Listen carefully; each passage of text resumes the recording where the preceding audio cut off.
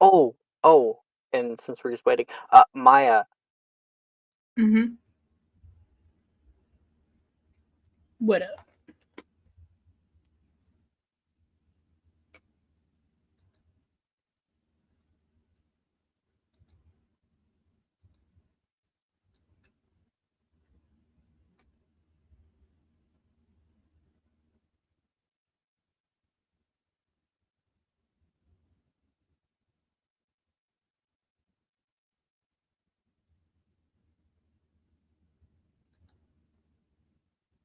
Oh, Mm-hmm. can you guys hear me? Can now. I'm having some Wi-Fi issues today. I hope they clear up. You know what? Oh, you know what? Maybe that'll help if I do that.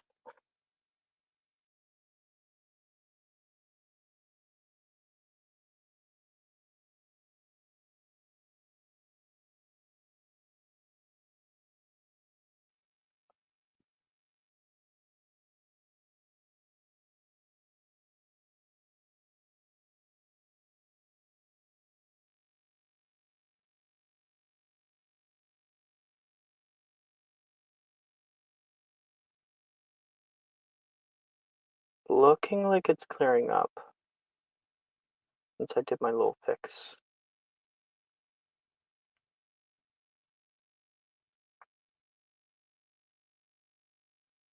Okay, let's give it a go.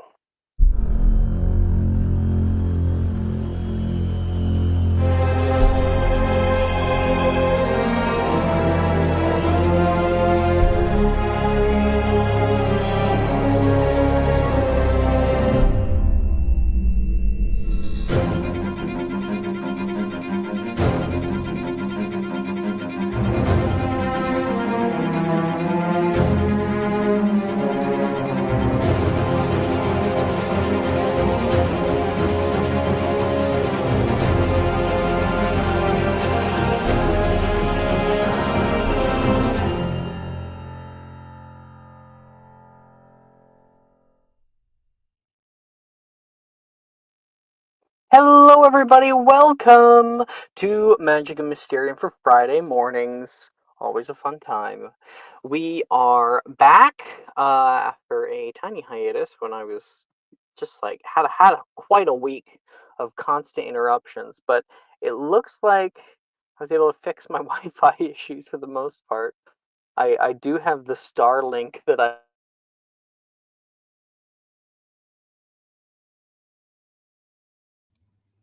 R.I.P. RIP Internet. we went through a few different um classes, including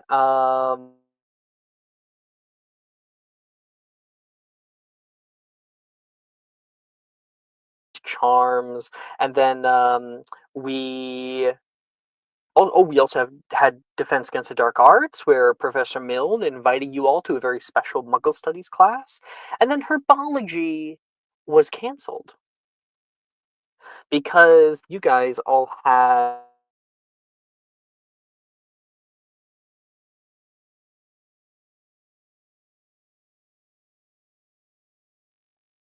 Hello, Alex. Yep, I'm back. Hello. We might it seems like if we do get an interruption, it'll be gone in like 5 seconds. Um, Here, let me try another thing. I'll close some of this stuff, see if that helps. I have an idea. What? Does that help?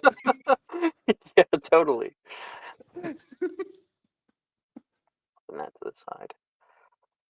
Okay. Oh, I know what else will help. I'll lower the quality on the music video that we're listening to, because then that'll help.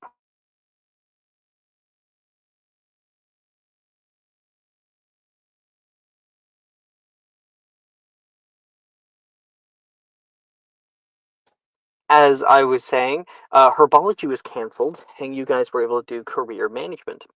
Um, with your head of house, some of you ended up taking their advice on what kind of newts you'll have to do, and that also says what kind of owls you'll have to be taking next year. So for some of you, it was a rude awakening. For others, it was pretty simple. I remember Max was like, "I'm gonna be a model." Slughorn was like, "Oh, all right." Or no, it was Hagrid, right?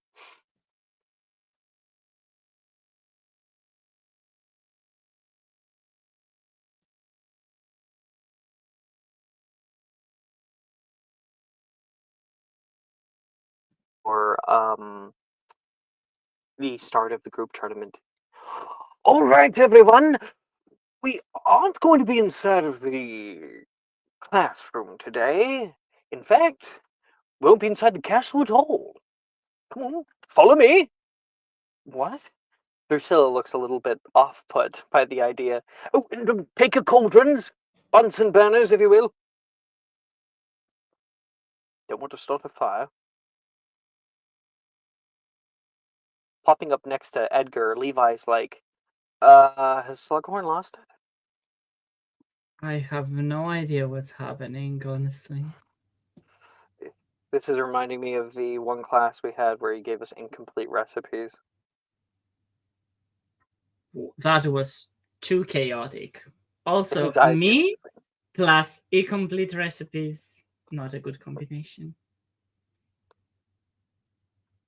You're complaining about this? Wilfred says nearby. We have a history of magic test coming up, you know. What? No one told me. It's been posted for like 4 years. Oh no, I'm failing that as well. Camilla, you can hear Edgar crying. Sent you a message, Alex. All right.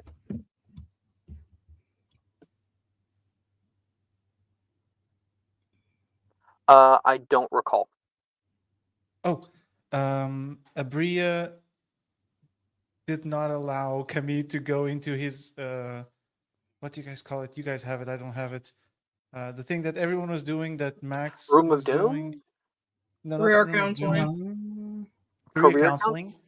Yeah. Yeah, and she started showing to Camille like the shadow people she carries around.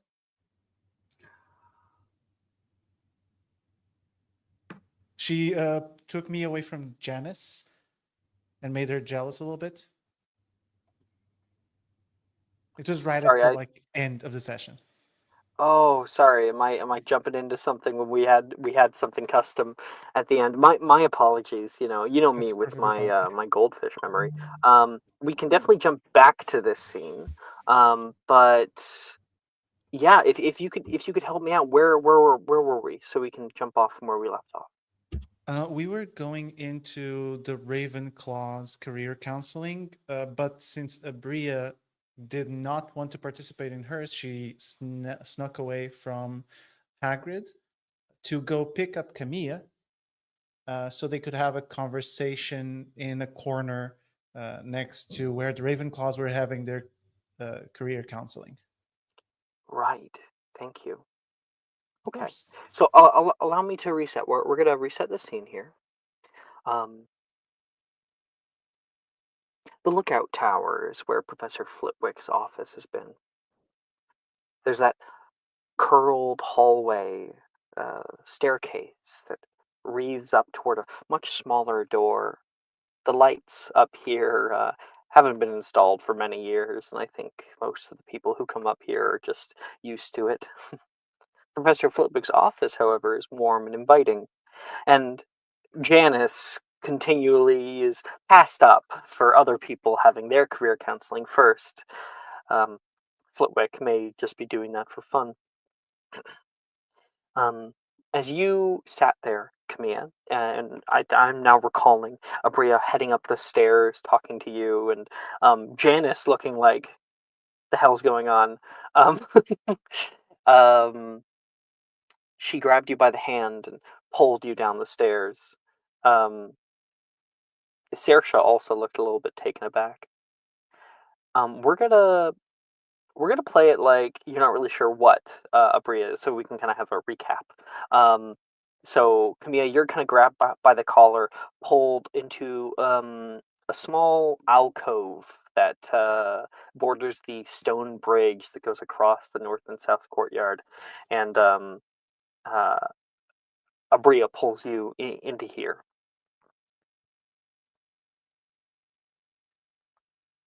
Hope I wasn't interrupting anything. Small, a small project, I would say. Nothing more than nothing less. Good, so you weren't busy.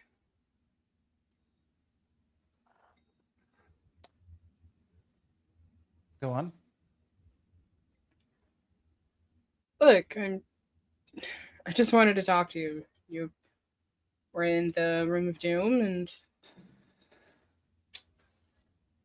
I don't know. Something said we should talk. The way you grabbed me said you do know what you want to talk about, Abria.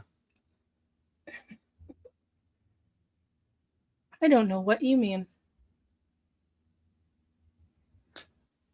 If I'm usually confused, I will say, hey, can we talk? Not mine.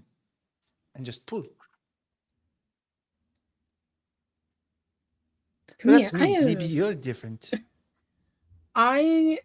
Look, we all know I'm not the smartest one in the group here. I just kind of act on instinct.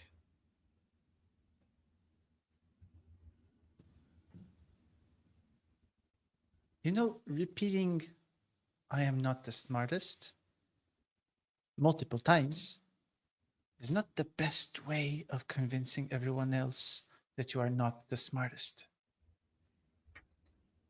She will lean a little bit closer, but they will lean believe away. it.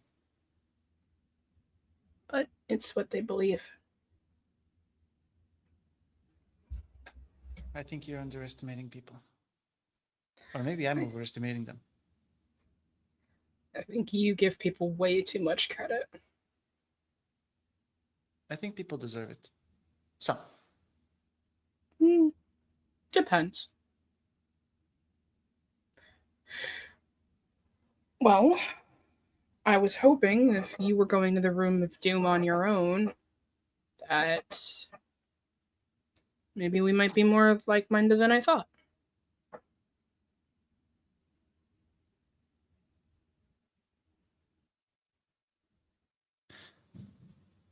He takes a step closer to occupy the space that he left when you approached. Doesn't move. What do you mean?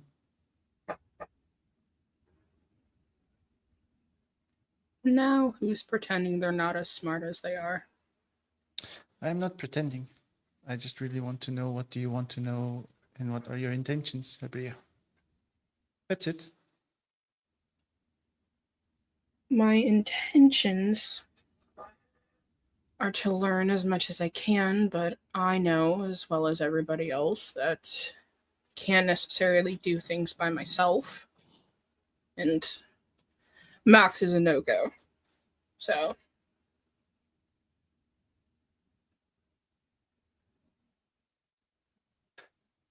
Let me rephrase. Why?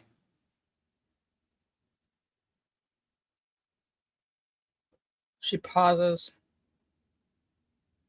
I could show you why. If you're willing. He looks around to see if anyone is Take possibly a passing perception by. check. You activated my trap card. I'll kill somebody.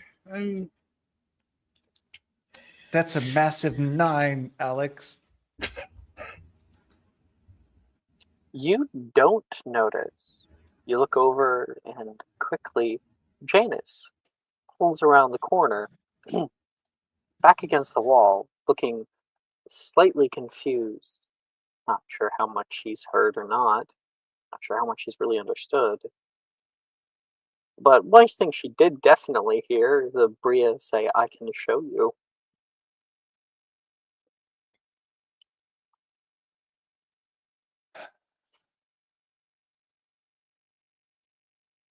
He makes a gesture, doesn't say anything, but please. You know Lumos, right? I have casted it once. Alex, we kind of did it like we kind of glossed over. Do you want me to attempt it?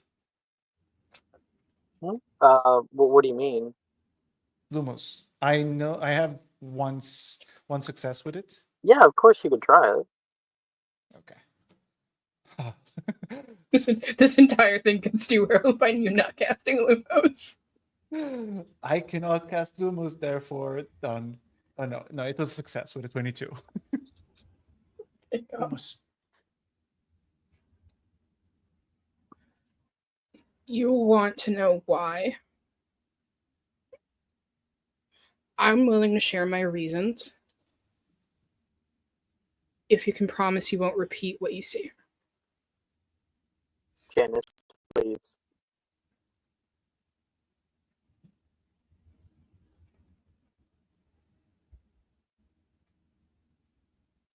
I promise. Then I'm gonna tell you how my mom died.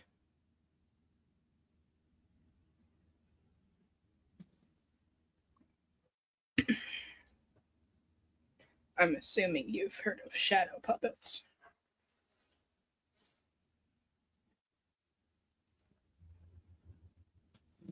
The smile is Miguel, is not Camille. Let's pretend I didn't. And she will turn towards this slightly illuminated wall. And you see the shadows begin to sort of encroach upon the space that's like lit up by the Lumos. And slowly they change. One shadow becomes sort of like a silhouette of like a woman. You can't make out any of like her distinguishing features. But you can tell like long hair. She appears to be wearing some kind of like cloak or hood.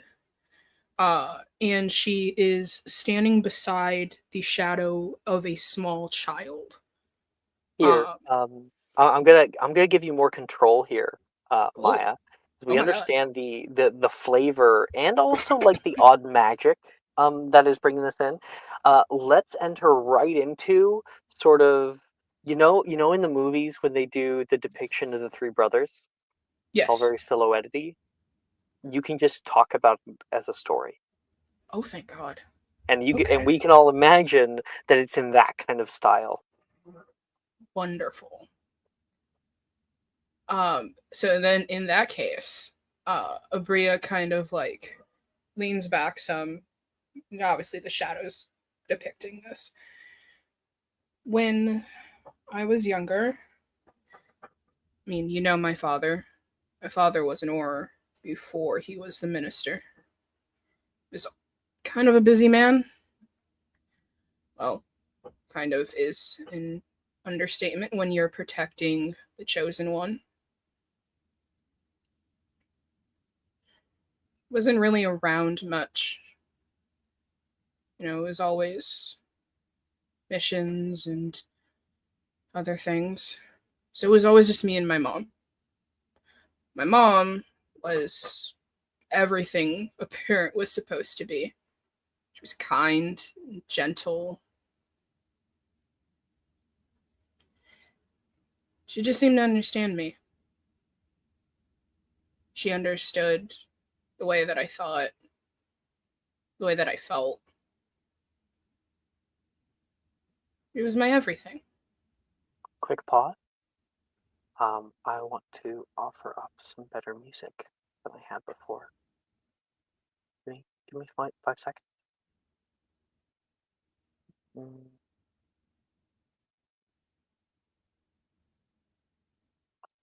I'm gonna send this. I recommend you guys right click and loop. You can start whenever you're ready, Maya.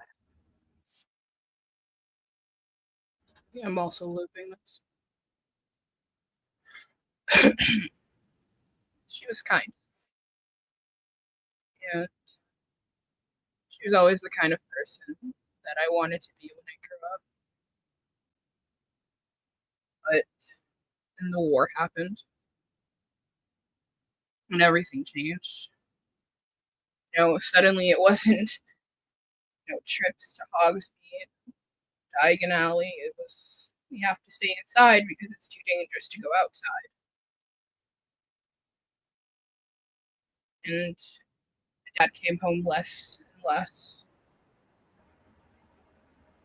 By the time that year rolled around, I hadn't seen him in months.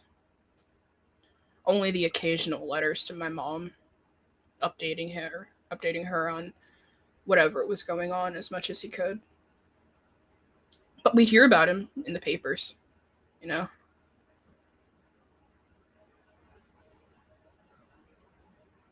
It was lonely, but we had each other. And then, oh, my mom got a letter from my dad saying that staying at home was too dangerous, that he wanted her to take me to, well, my Uncle Magnus. Him and my dad were partners at the time. Before he became the commissioner, head of the oars. She didn't want to go, but my dad said it'd be safer for us. So she packed us up as much as she could, and we took off. I didn't understand what was happening at the time, only that it was bad. It was supposed to be a completely normal trip. Just it was just supposed to be normal. And then it wasn't. And it wasn't ever the same again.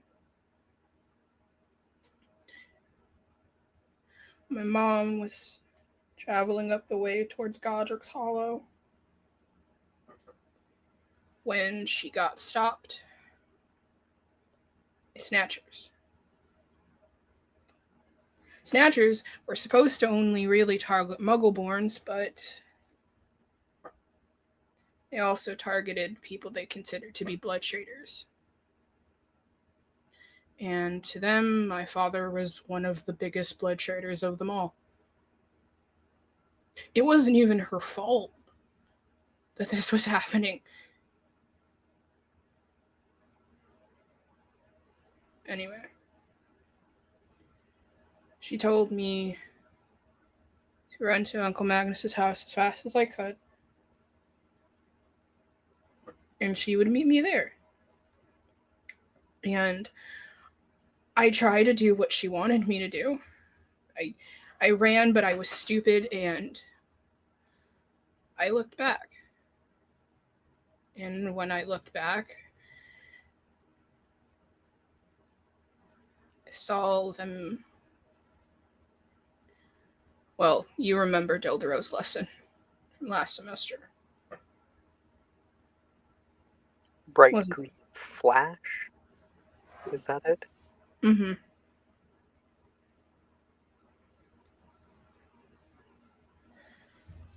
I watched them kill my mother. And I was powerless to do anything to stop it.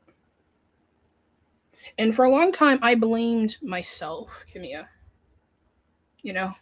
I thought it was my fault that maybe if I had run quicker, then someone could have helped. Maybe at this part of the story, we can also see Magnus's family, accepting Abria into their home while she's talking. Keep going. You definitely see a lot of moments with Wilfred, with Magnus, and his mom. I thought it was my fault. I thought that I hadn't done enough. That I that I was supposed to save her. And I blamed myself. Until recently. When we started talking to Azrith, and he started talking about lineages, and he started talking about power over death, I realized that it wasn't my fault. I mean, none of it was my fault. It was the people that should have protected her. It was their fault. They are the reason she's gone. But I can bring her back. I can make it so no one that is supposed to be protected dies again. But I can't do that on my own. And look, some of them are going to follow this path, and some of them aren't, and that's fine.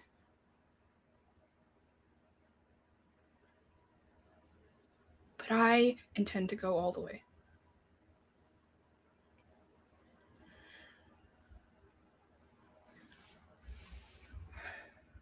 And she will, place a hand on Kamia's shoulder. Look, if no one has the courage to walk beside me, then I'll walk alone. Because I would rather rise as a god in solitude than let anybody else important die.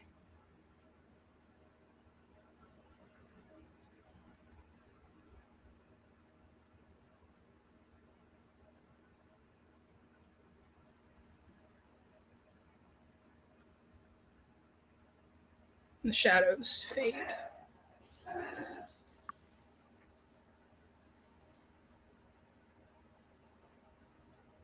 He takes Sabri's hand off his shoulder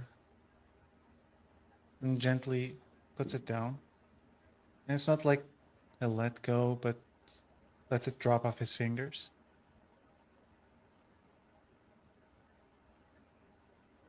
And while looking away from Abria,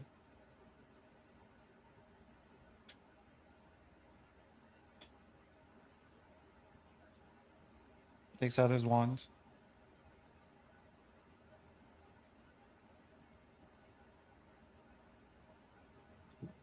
Who determines who is important?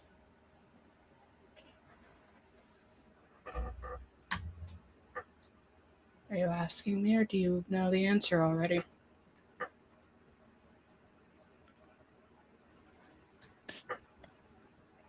In your utopia, in your godhood, who does? The only love worth anything is the kind that walks the path with you. The kind that doesn't flinch when the shadows close in. The kind that doesn't turn away from you when you change and you grow beyond what you are. Azareth's lessons, the things that he has been placing seeds for, shows a path. The idea that people who are important are always going to be determined by those with power. That is the unfortunate reality. You can either be the one in power or the one that's powerless. Do you trust yourself more than you trust the people in power?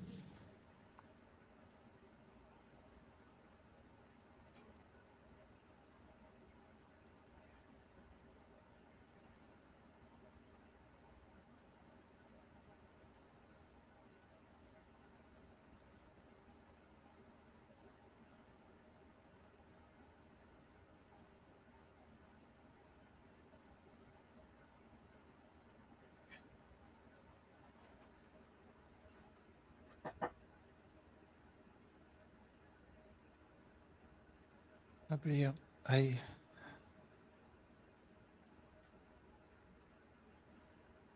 sorry for what you went through.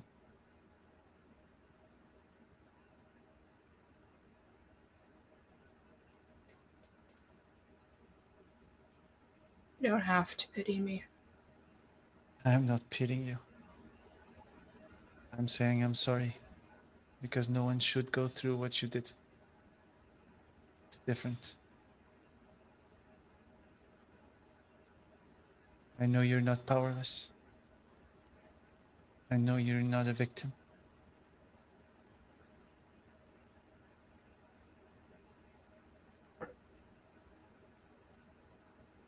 But I don't know if the vision I have for this world is compatible with yours.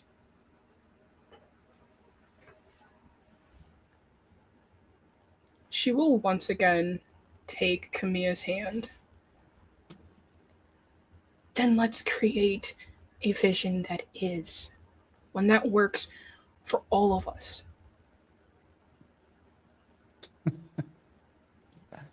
How do you say? Have our cake and eat it too? Kamiya, if we all work together, we can have whatever we want.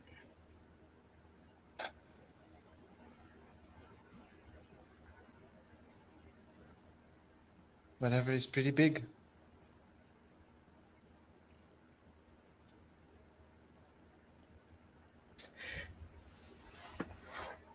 I'm willing to I think big. don't. I appreciate that about you. I never lost someone. Not in the sense of someone that is innately important to me.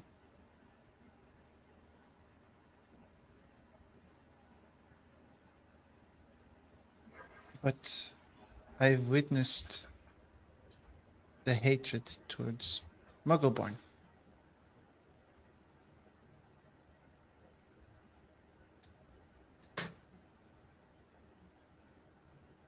You know,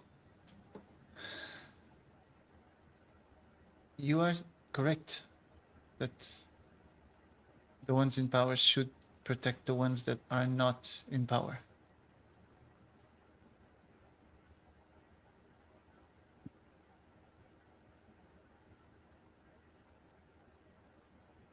Are you willing to have me walk the path with you? Even if mine diverges later down the line?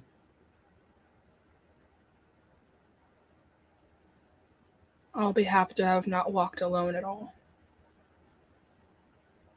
So if you're willing to walk with me now, and if our paths divulge later, then so be it. All right.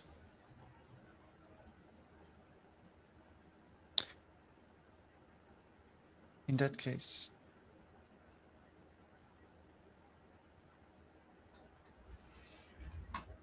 let this be the moment that you drag me out of my supposed classes.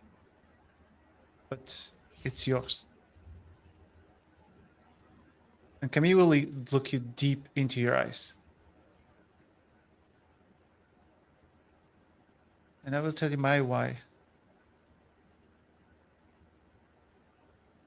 later down the line. I'll be here waiting whenever you're ready.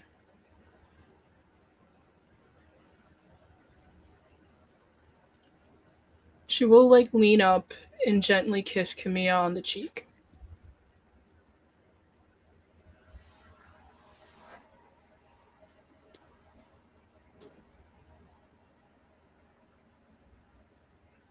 He'll, against his will, he will blush. And we'll fade over to Anne and Edgar, who have finished off their career counseling up in the 7th floor of the Oxford building, and have been walking down the stairs mid-conversation. Inspiration to the two of you, especially Abria. Wonderful. Thank you very much, and especially inspiration to Camilla, or to Miguel, for reminding me of it. Thank you. I don't think I have an inspo tracker. You don't? I am unable to gain inspiration forever. Never again. incredible, Maya, by the way. Oh wait, no, it's supposed to be your character's name.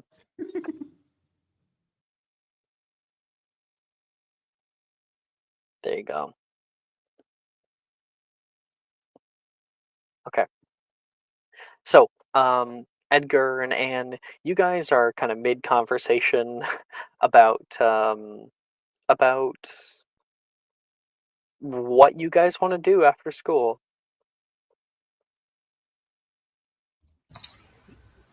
I was thinking of going to Hogsmeade actually. Are you going to join me or not? Hogsmeade? No, I'm studying. And also we have class. My charms grade is terrible. If I want to be, in a good position for OWLs next year, I have to study more than I already do. Even on your free time? I mean, Yes. after studies. I don't mean right now, obviously. You should be studying too. You said Slughorn said that you had to bring basically every single grade up. So you should be spending time in the library with me and not going off and doing whatever you want to do. Did I hear that is you were going to yes. Hogsmeade? You hear a voice, kind of crossing your path. Janice appears. Oh, Edgar was thinking about it. How'd your career counseling go? It got rescheduled. I'd love to go if you're going.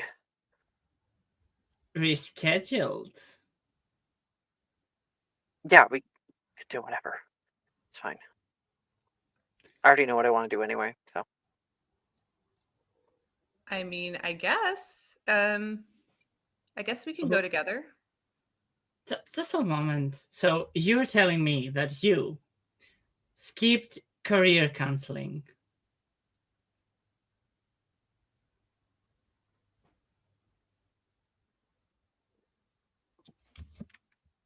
Why? Sorry about that. We'll cut out. Those? Sorry, I heard why. Oh, Say- sorry. So Edgar asked Janice. So you missed career counseling. I didn't miss. Okay, I just I left a note. I need to get out of this damn castle. Okay, Right. that's fine. Yeah, we can do that. Again, potions class is coming up. But We you did guys have potions maybe right half an before- hour. It's not enough. We did potions right before career Oh, counseling. you guys did. Oh, okay. We That's good to did. know. Then actually, you wouldn't have class, and was wrong. Oops. Sometimes it happens. Well, I'm sure we can all go. I mean, we have dinner, and I was thinking about studying. I don't know, but yeah. Are you okay? We can go. We can invite Camille and Abria and Max and the new guy, Wigenweld. No, please, just us. Okay. Especially not Abria. Sorry? What? I thought you said something. I said that I heard that Madame Puttyfoots has a new flavor. All right. I'll go grab my stuff. If you guys are heading off, I'll meet you outside. Yeah. We will meet you there. She leaves. Okay, that was very weird. I don't think Janice has ever expressed a desire to go to Hogsmeade ever. Yep. And I don't think she ever reacted that way hearing about Camille joining us. I thought she was like her favorite or something. After you, of course. Well, I'm everyone's favorite, Edgar. It's me and then anyone else they know. True. I mean, you're my favorite. Thank but you. That's weird. We need to get to the bottom of this. There's It's no none of our way. business. It is. It should But be it's your not. business specifically. She's one of your best friends. I know. I think they, it's Kamiya's, thing. I don't know. If she wants to tell us, she will. I don't think we should investigate. That's what I do. You're asking me to Yeah. not be myself. You're asking Edgar not to investigate? Yeah, that's not going to go well. We can fade and reappear as you guys meet up with Janice outside the North Courtyard. She's all ready to go. She's got like a little outfit on and stuff, and you guys take the trail up toward the village. It's a little walk, probably 45 minutes until you arrive there. And then you can hear Janice offer a big sigh. Fresh air. Yeah, nature is People and wonderful. noises and distractions. I'm thinking that maybe we should go to the oddity shop. Okay. Yeah, that we sounds can. fun. We can do that. Why are you guys acting so weird? We're acting weird. Yeah. What? I'm not Tannis, allowed to ask you guys to go to Hogsmeade. Do you not want to go? I just heard you guys were going, so I thought I could tag along. Absolutely. we do, but Tannis, you're completely out of character. She looks like really pent up. Is everything okay? Maybe this is best over some tea. Yeah, that sounds like a good idea.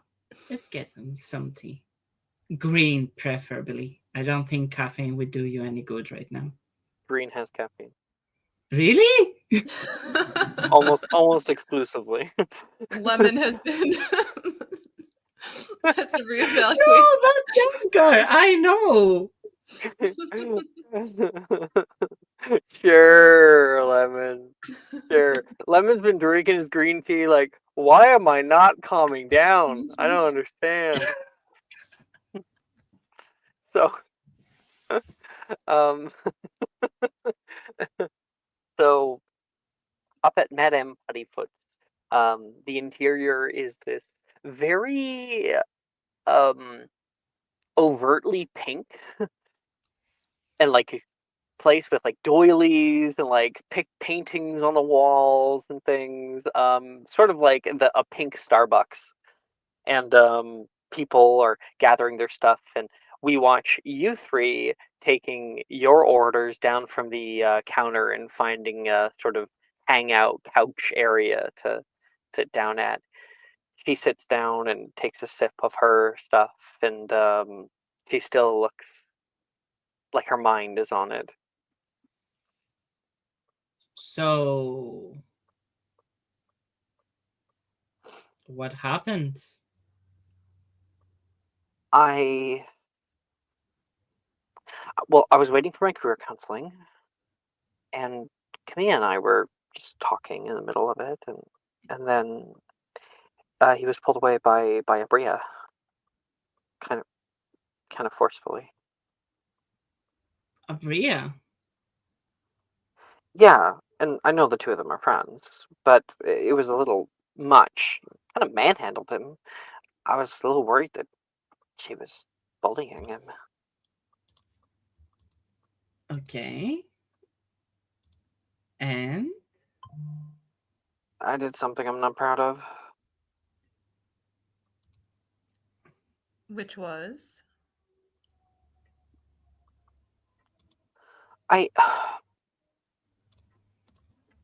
You guys... Anne knows, and if Anne knows, you probably know Edgar. But Camille and I are, well, we're like looking at maybe going on dates and He's been very sweet lately. Edgar is Um, going to give a quick stare to Anne, as if like, I can't believe you didn't tell me about this. That's insane. Yeah. I actually didn't tell Edgar that particular thing. She looks mortified. Thank But you for Great. sharing, though. It hasn't gone anywhere or anything, and so I just sue me, but I've been excited. okay, so I've never Okay, been that's on a date fine. before, and you our date is tomorrow, and I followed them.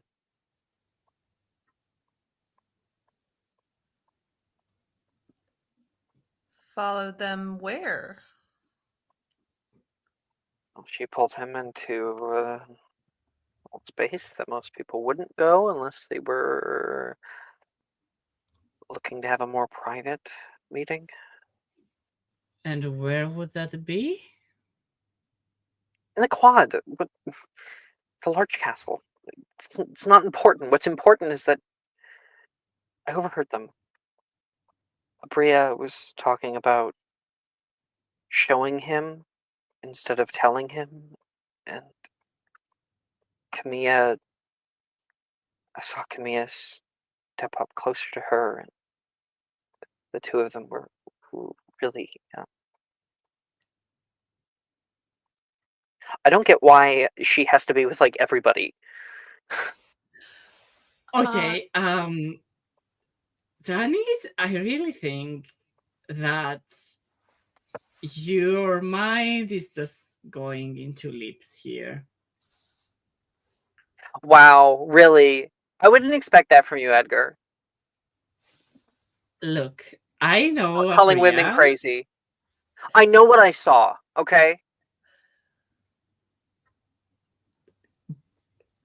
Okay, you need to back me up here because we know Abria and we know Camille, and there is nothing going on here. Yeah, we would know if that was a thing. It Oh, is not a please. thing. Bria's been making out with everybody all year.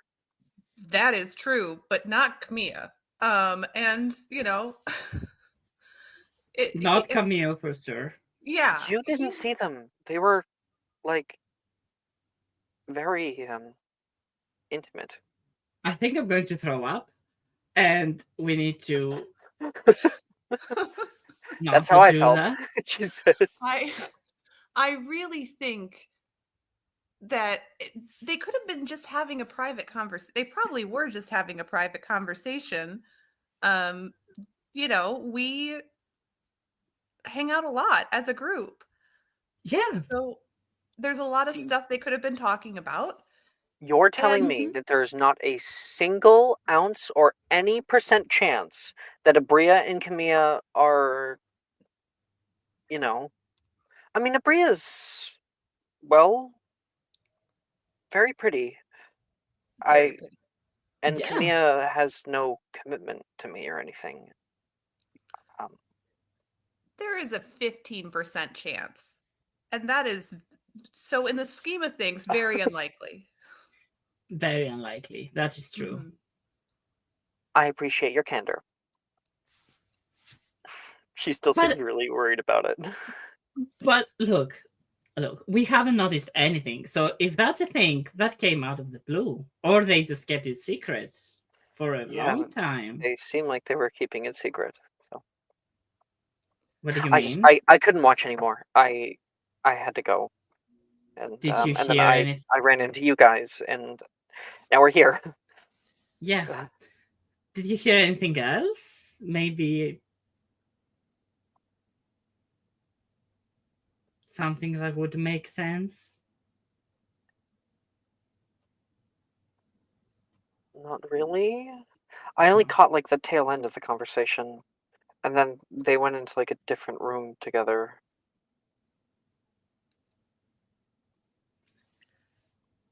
Honestly, it just sounds like they were probably talking about like club stuff. I mean, we're Yeah. in the Junior Investigators Club, and I really think that's what it is.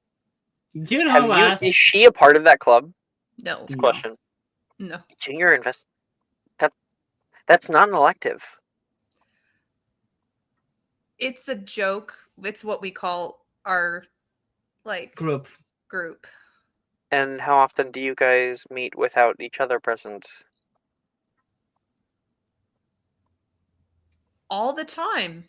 Absolutely. Make a deception check. At advantage because you have Edgar backing you up. Okay. Also, you know what? You know what's funny? This should, I believe, it works for your Slytherin ability, where you have expertise in the chosen check, because technically you're keeping a secret from somebody I thought else. that was if I was using information that was like blackmail against. You can. That is a way to do it. But essentially, if you have a secret that is not yours, but somebody else's secret, and you are making a charisma check like this, then you have expertise in the chosen skill. Ooh. Well, I got an 18, and if I had expertise, that would be over a 20. Something Yeah. like that. Oh, okay. Thank goodness. I thought that. I don't even want to think about what I thought. Okay. Let's assume for a minute that what you assume is happening. I don't think you should be taking it that hard. I mean, you are Janice. You always focus on your studies, so I didn't expect that to have such an impact on you. Well, Anne told me that I should get out of my comfort zone and try new things if I wanted to, and I want to. That's Oh. funny coming from Anne, but Fuck that you, is Edgar. that is good advice. That is Well, very good advice. Anne has probably the most experience with boys than anyone here, so Yeah. Yeah. he looks at you and squints. So it's gonna be an insight check. 18 on the die. Edgar, Yes. I don't want to know. I don't want to know. Yeah, I am not I'm not the point right now of discussion. So you and Camille, do you like him? Yes, I think he's sweet and he's definitely smart. Certainly not an idiot by any means. Okay. And he's well spoken. I don't see a reason why not. You know? Look, I can't believe I'm doing this, but I feel for you. So, what I can do is I can find out if there's something happening between Camille and Abria. If you could, that would mean the world. You've I already can. soothed my anxieties about it all. I don't know what I saw. Maybe I'm just making things up. Yeah, I think you're just very excited about the date, so you just get influenced more easily. Speaking of though, can you maybe help me with studying?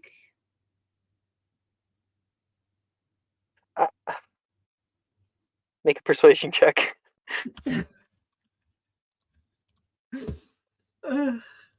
Please, please, please. 18. Now, Edgar? Really? Not now. Like, Fine. Yes, I'll schedule a time with you. She looks at Anne and rolls her eyes. And looks at Edgar. perfect. I just offered to study with you, and you said no. What the hell? I was speaking about today specifically, not the future. Yeah. We should all be studying together. Whatever. And I see. let's Bible study. we can be honest with ourselves. She says and like touches your hand when she says that. I didn't say that, Anne. Not my words. Mm-hmm. I appreciate your help, Thanks, especially Edgar. with potions and charms. Janice legitimately thinks that she's being helpful Mhm. and not condescending at all. Yep.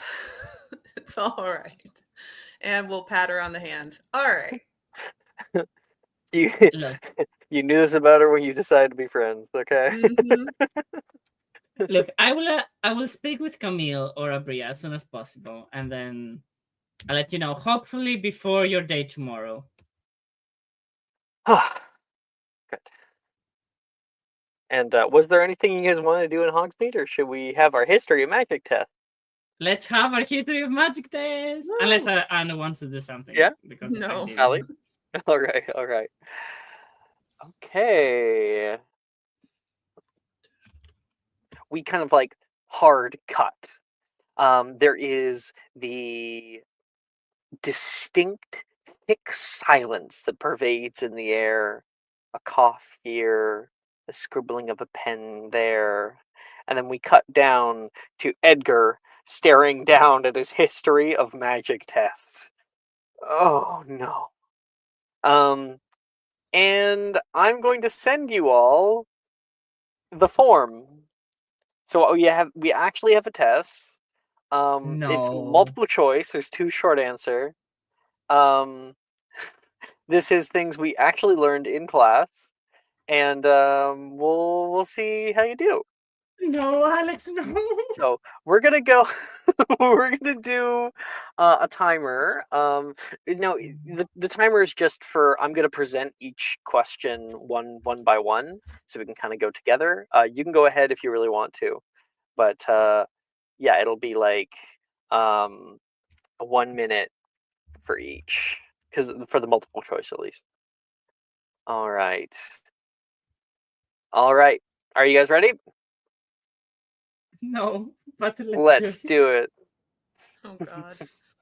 I will fail so hard. Oh my Heads god. down. Professor Binns stares over the class with a 1,000-yard gaze, and you guys read out the first question. Well, there's your name. You have to put that one in. Okay, the first question is question number 1. There's 6 of them. What invention is Gaspard Shingleton known for? A. The self-stirring cauldron. B. Transmography and torture. C. The collapsible cauldron. Or D. Flue powder. Wait, do we just fill that in the sheet or do we? Yeah, on the sheet. On the sheet, you click your answer. Okay. Mm-hmm. Oh, I guess like we also I'll throw in hot licorice. Hot licorice. My god. That's the music I clean my house to now. Really? Yes, I'm sending. it's a great motivator. It is. It keeps things very light. I like it. Be sure to loop it if you're gonna listen to it. I think I shouldn't be seeing the next question, but I pressed the next. No, it's all right. Yeah, so we'll click next together. So there's 15 seconds. Oh, okay. I'm on number 3 now. Okay. What are you doing? Wait, are we supposed to stop or keep going? Yeah, no. Stop, Okay, right? so we can move off to the second question now. Okay. Second question. Who ended the reign of Emmerich the Evil? Was it A. Uric the Oddball? B. B. Merwin the Malicious? C. Go. Oh my god. Oh my god, this is literally all just luck. I have no idea. God.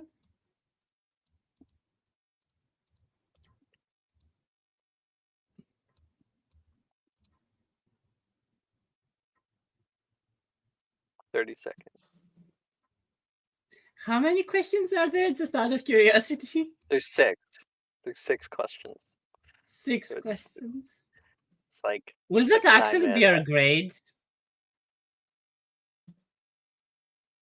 We're just gonna see how many you guys get right. Okay, wait. It'll be funny. Yeah.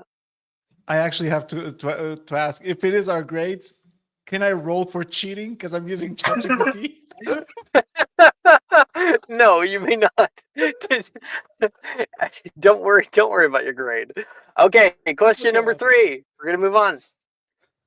During the International Warlock Convention of 1289, why did Sardinian sorcerers wear red? Was it A, because they thought they looked pretty in red? B, due to Saturnalia celebrations? C, in protest of the writ of acceptable attire? Or D, as an act of political sabotage? Go.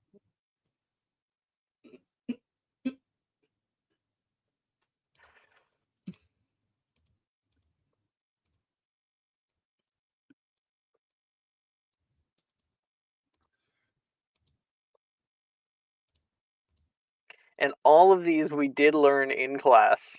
This was a part of his long monologues, every single one of these. Yep. Okay, we're going to move on to question number 5. Oh, no. Question number 4, I mean. Yep. How many times was Wendelin the Weird burned and killed at the stake? Was it A, never? B, once? C, thrice? D, over 47 times? Go. Oh, hey, Mike. Welcome. We're doing the history of magic test right now. Mike's done it 1,000 times, so it's fine. 10,000 tests, right? We're in 10 seconds. We'll move on to question number 5. It's a short answer. All right. Let's do it. Question number 5. Name one of the 5 major factors that led to the Goblin uprisings of the 17th century. Go. Oh, that's freeform. Oh my Now, god. it is freeform. You have to give me an answer that, like, I deem to be good enough. If you give me, like, a one-word answer, I am not... Nope. Not good enough.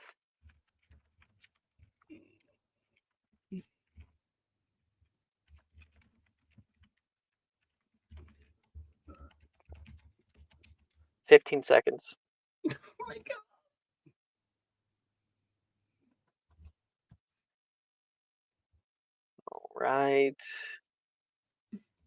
All right, I'm going to move on. Question number 6, our last question. What is the plural name for phoenix? Uh,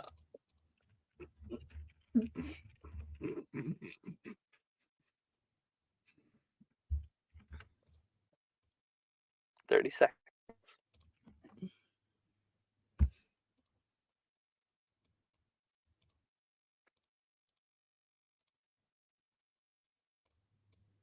I have an inkling that you guys might have actually halted that monologue about phoenixes.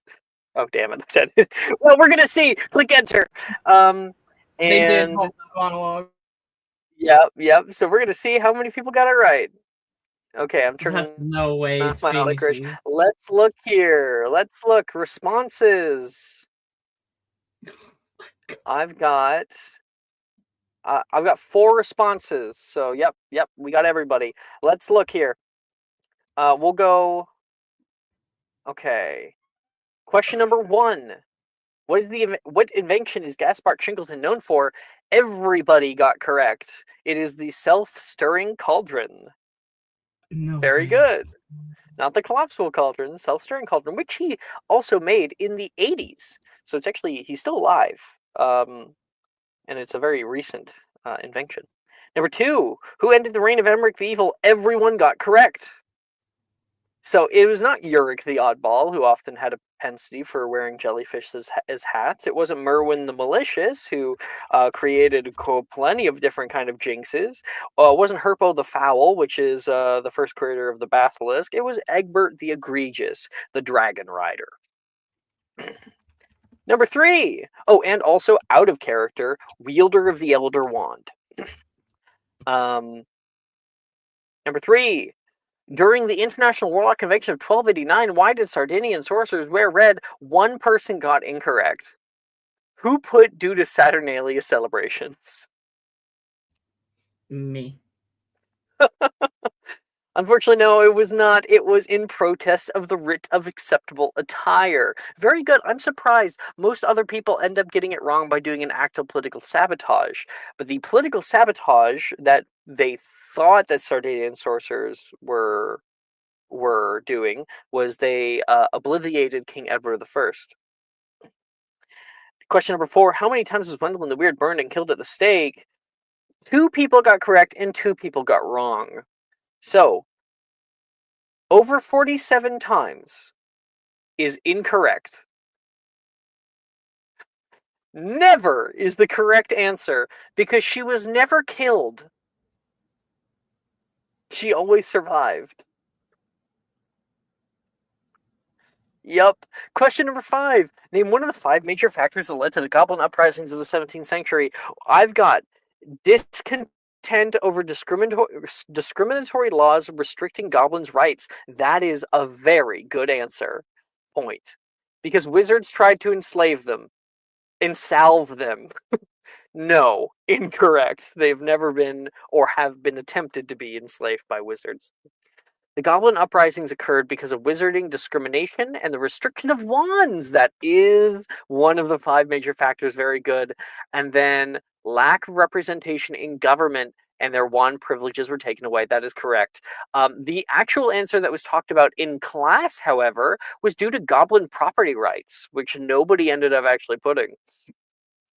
Goblins have a vastly different cultural connotation of property, and that is that if you ever purchase something from a goblin creator, it is considered the creator's sole ownership, and that you're more like leasing it out, and upon your death it should be returned to them because they are the creator of it. And then lastly, what is the plural name for phoenix? We got Phoenices, one person who spelt it with a C, which is correct. Who was that? Was that Maya? You know it was me. Hell yeah. And then we got Phoenixes and Phoenixes, which are technically incorrect. It is Phoenices.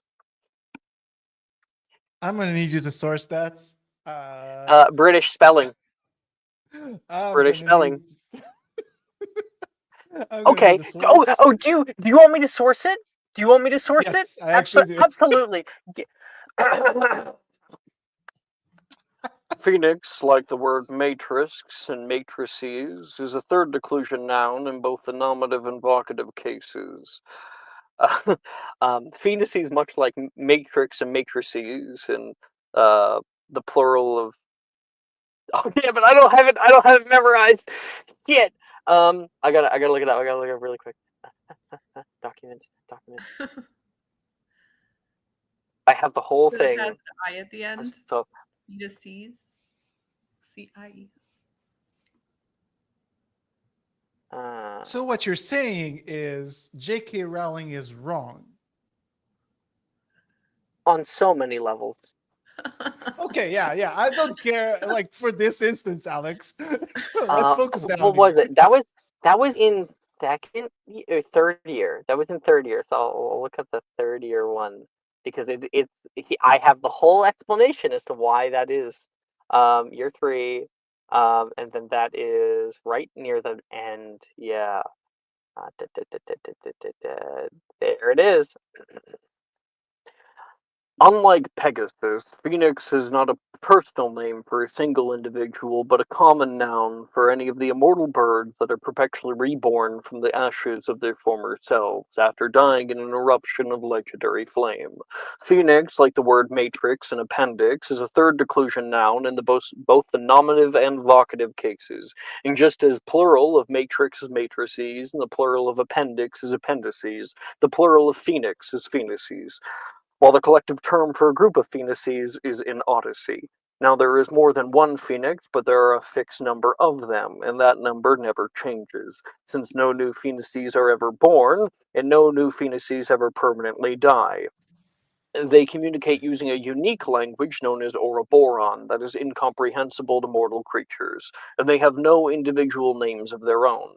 They may, however, eventually choose to respond to the various names given to them by members of the short-lived species they interact with. One school of thought among African wizards holds. So yeah. There's your explanation, Miguel. No, It's I see where moderately you're coming impressive. from. Like, I'm from the school of thought of Dumbledore on book 2, Chamber of Secrets. Quote, fascinating creatures, phoenixes. They can carry immensely heavy loads. So you Wrong. see, it's just the See that? Well, see that? No, that X is pronounced with a C sound. So it may be written Phoenixes, but that X is a C sound. Mhm. exactly. You see? You're correct. So it's basically like I'm French, you know. So the thing is, it's I will say unfair, is what it it's is. impressive. It is impressive, Alex, that you got the entire first sentence of your spiel. Remember, right? It is actually Right? Including the stupid. declension noun Fucking hell. BS thing. Yeah, I thought I could get it. I couldn't. Wow. All So close. right. So, we actually did pretty well. I think it was most people got 5. Maya got all 6, I believe, and Yeah. then I think Edgar got 4. Oh, Miguel got 4. 4 is not No, bad no. at all. ChatGPT got 4. Miguel is not there. Camille is there. How dare you? How dare you? There we go. I'm gonna turn back on my usual music. Oh, you wonderful spell. Oh, thank God. That was hard. Wilfred says. Oh, whoop. I turned that off. You guys filter back out into the hallway, mostly out in agony. Janice takes a deep breath.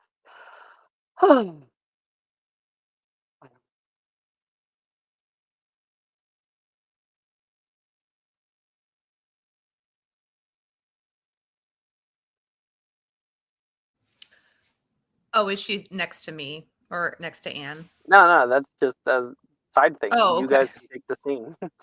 Oh, That test was so hard, except for the last question.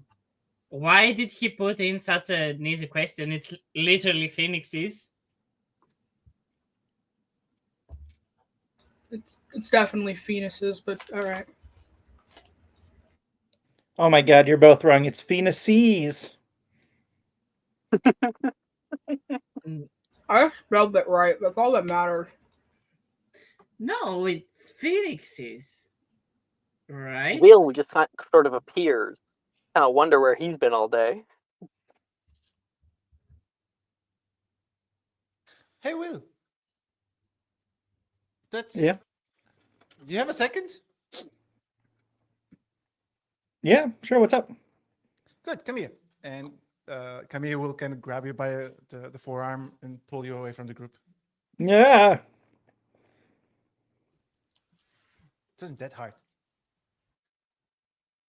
So, I was wondering, maybe one of these days, maybe tomorrow, something like that. Maybe tomorrow is not the best day. Do you have some time to meet in the library? I have some, you're really, really smart and very good with potions, and I have some questions, if that's okay.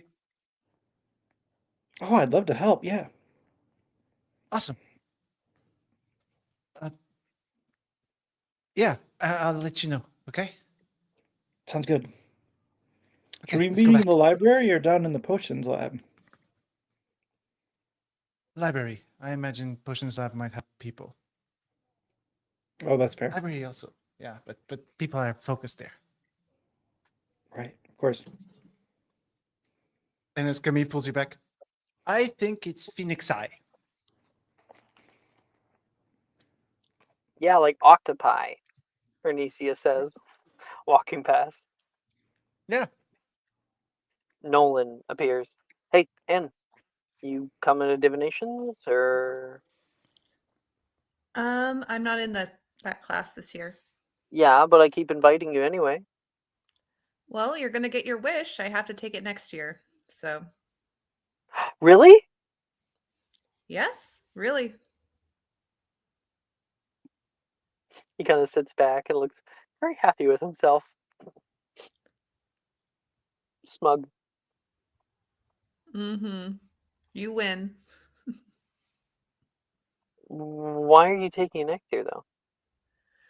Um, I need it for what I want to do. Being an unspeakable. Apparently, I need divination. Oh, I thought about being unspeakable. Yeah. Yeah, I just, floated the idea. I'm not really sure. Maybe that, like an author or something. An author. What would Yeah, you write about? I think that I have a lot of more insights about people, the way they tick. Spend Mm, enough time with you gaggle of idiots. how dare you? We're well, yeah. Yeah, I can see how that would translate into an interesting book.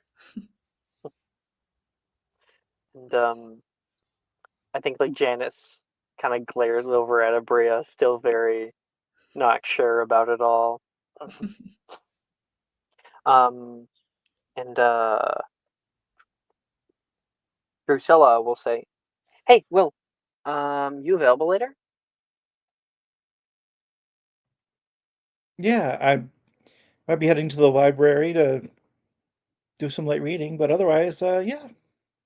I want to do some experimentation. I'll meet you in the potions room later. And she Oh, I'd leaves love. before you're like, "Oh, Camille already invited you there." Uh-oh. Uh oh. All right, we do have divinations class. Who? No one's in it.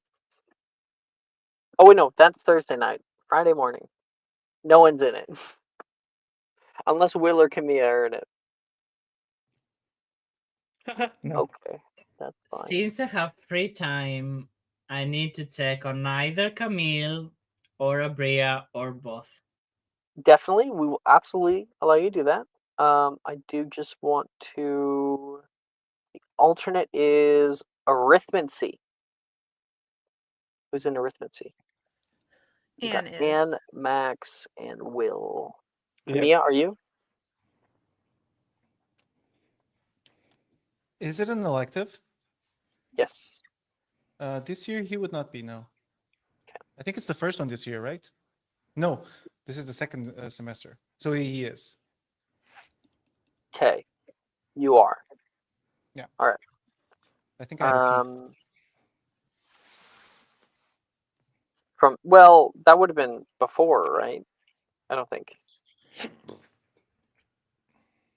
Do you have grades for first semester?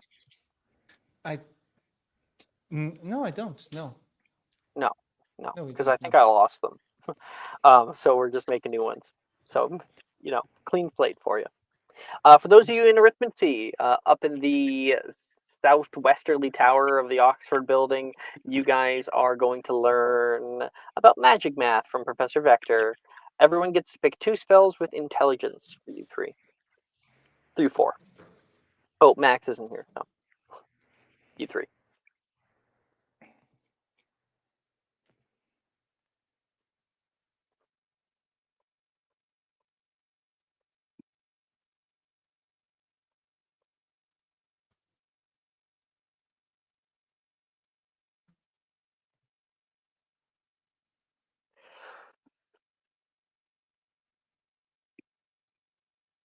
Is it special attempt? Yeah, / special attempt.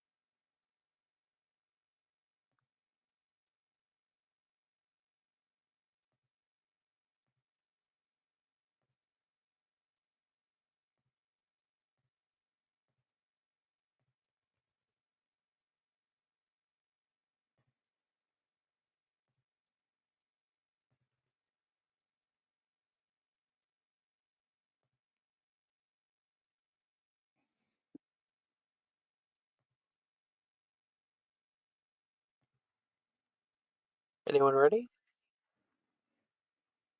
Yeah, I'm ready. I did impervious for 28, and then I did capto, and I got an 11. So both successes on the spells, but 28? mm-hmm. All right, that's over 25, so your grade will go up to an E. My grade, what I used a downtime. I haven't got my downtimes back, but I did Okay. raise it on my downtime. Oh, So all right. So yeah, I'll throw it to an O. thank you. Okay.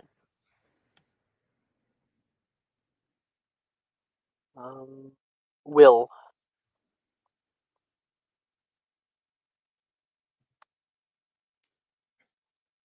Wiggenwell? Yep, still working on. Oh, okay. Mia?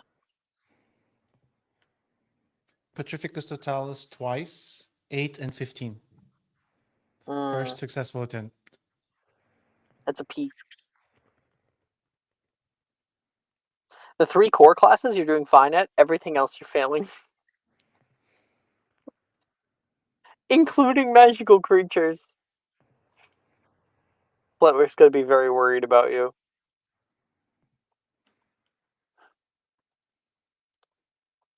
Okay.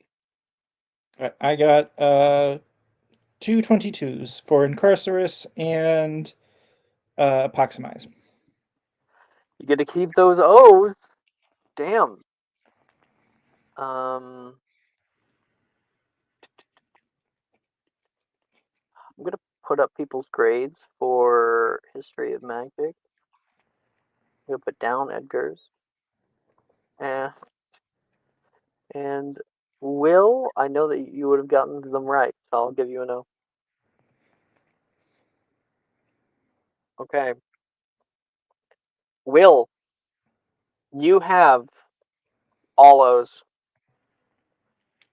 Congratulations, at the end of this year, you will be gaining a Die of Fate. Second die of fate. Again! Okay. I would have cried if I hadn't re-earned my die of fate. It is difficult because, like, once the group tournament starts, there's no free periods, you know? You really, I guess there's always the downtime after, but all right, Edgar, you have a free period right now. You can see Anne heading up to the 7th floor for arithmancy class, but Abria should be available. You go and try to see if you can find her. Abria, where are you for your free period?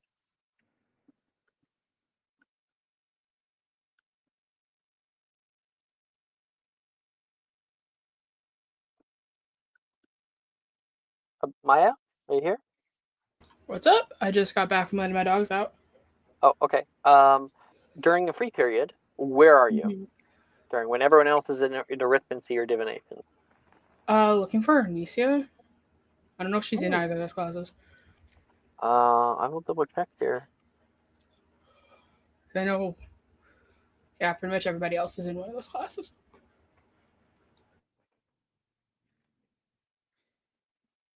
He's in arithmetic. Damn.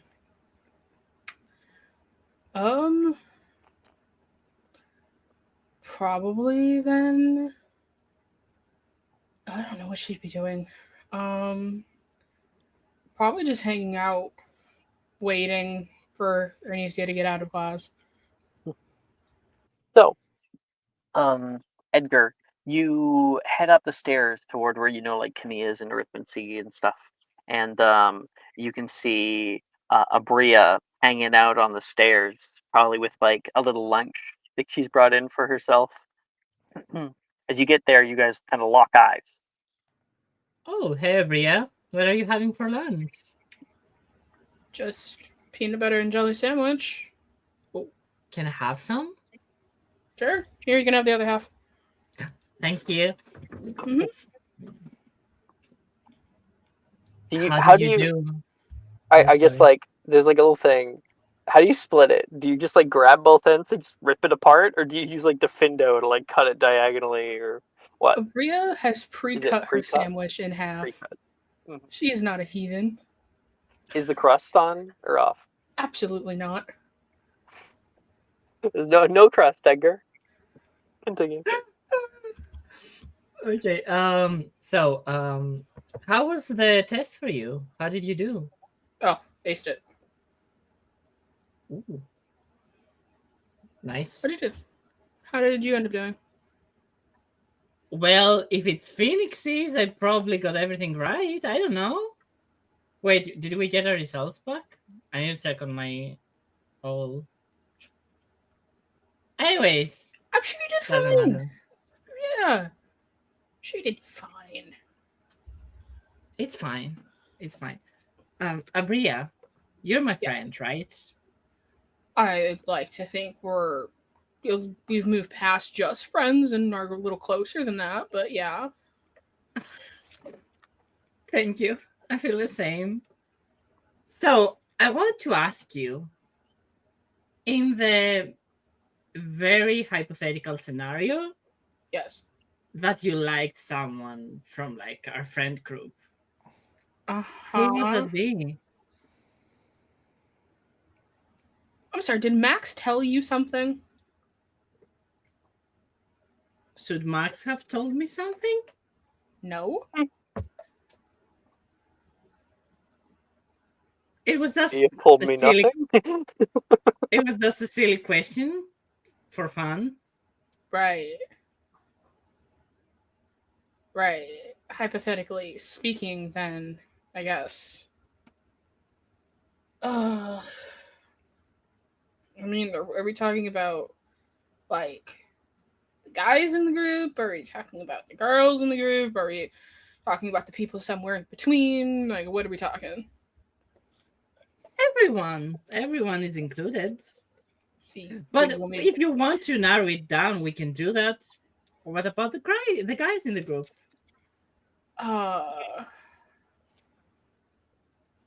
Well, Will scares me. So He appears out of thin air. just always around and sometimes with no explanation whatsoever. What do you mean? Brandon immediately falls down. He's in arithmetic, so he was on his way to the bathroom. He's just like, see, I told you. You are absolutely right. That's so creepy. Okay, so no, in even hypothetical sense, absolutely not. Mm-hmm. No offense and all, but like, you're with Ty, so it's like, Yeah, no offense taken. It's fine. Okay, I'm glad we have that understanding. Max, stupid. Camilla. Oh no, Camilla's cute. He is, isn't he? Yeah, And smart. he's tall. And tall and French. And friends. So I mean, everyone in our friend group is pretty attractive. Stop it, you. I think you are the most gorgeous out of all of us. Thank you. Of course, I still can't get over your ball dress. That was insane. I do my best. But You like, impressed, trust me. Bria blushes. like, why are you asking me these questions? Nothing. As I said, just for fun. For funsies, just the past time. Are you trying to figure out who I have a crush on? Oh, Maybe. that's really easy to It discern. would that be so bad? Look, Ernisia appears in the doorway. He's heading down to the bathroom. What are you doing here? I've been waiting for you, but you decided to actually go to class today. I'm in class. Yeah, Professor Vector said that she'd keep me in detention for a month if I decided to skip again. Unfortunate. Well, it's the usual peanut gallery, I see. He says. He used to go walk past and like ruffle Edgar's hair. Was that PBJ? Yeah, you want the rest? Please, I didn't get lunch. Here, take this and you can have this apple too. She'll take it from you and she'll like give you a little peck on the cheek and head down the stairs. I'll see you after class, okay? Alright. So, you and Ernisia? That seems complicated. Complicated. It's actually the least complicated of all my relationships right now. How Legit. many relationships do you have? Well, I guess I'm not technically in a relationship. It's more like we're friends Right. who occasionally like to kiss. So, Mm-hmm. Because I thought you and Nate were like, I think, sort of.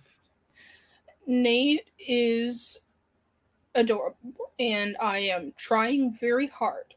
However, he is slightly oblivious, and it is made him somehow 10 times more attractive. Oh. I did not expect that sentence to end like that. Yeah. Yeah. But you do you. I mean, I wouldn't be able to deal with that. That seems straining. Ugh, don't even get me started on the others. Anyway. Nate's like Jace So, from Arcane. He gets hotter when his life falls apart. Exactly. Yeah. don't get me started on Jace and Victor. I will not after the game. Uh-huh. Um I haven't finished the second season, so um so have you and Camille like done anything? Oh, no. We are. Camilla is a friend who is helping me with something, but nothing like that. May I ask what? I just wanted to understand some things better, and I don't know. They're the person I kind of trust the most right now to help me. Bria, I'm a little offended. It's kind of personal. I will probably tell you eventually. It's just a little bit hard. I understand. I mean, I'm offended, but I understand. So take all the time you need. I've been told that I'm very good at offending people. Yeah. You and Zanny seem a little tense. Why? She's a bitch. Okay, that's. I think she has a heart as well. I mean, sure, just, is 10 times smaller than everybody else's. I think she's surprisingly sweet. You know, I wouldn't have a problem with Janice. In fact, I'd probably get along pretty well with Janice because I'm also a bitch. However, the fact that on my very first day here she insulted me and then insulted my father and then never apologized and just acts like it never happened. Yeah, no, I don't exactly have the warmest regards to Miss Verdon. That was an important day of your life. For her, it was a Wednesday. Yep. Yeah. It's our first day of school, and somebody's just like, yeah, Oh, fuck you. fair enough. Fair enough. Sorry, I got distracted by Camille's drawing.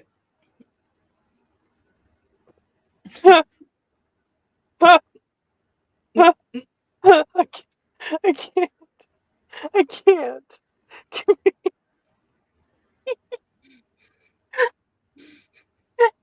Mm-hmm. Oh, Mhm. boy. That's how people describe me. Basically.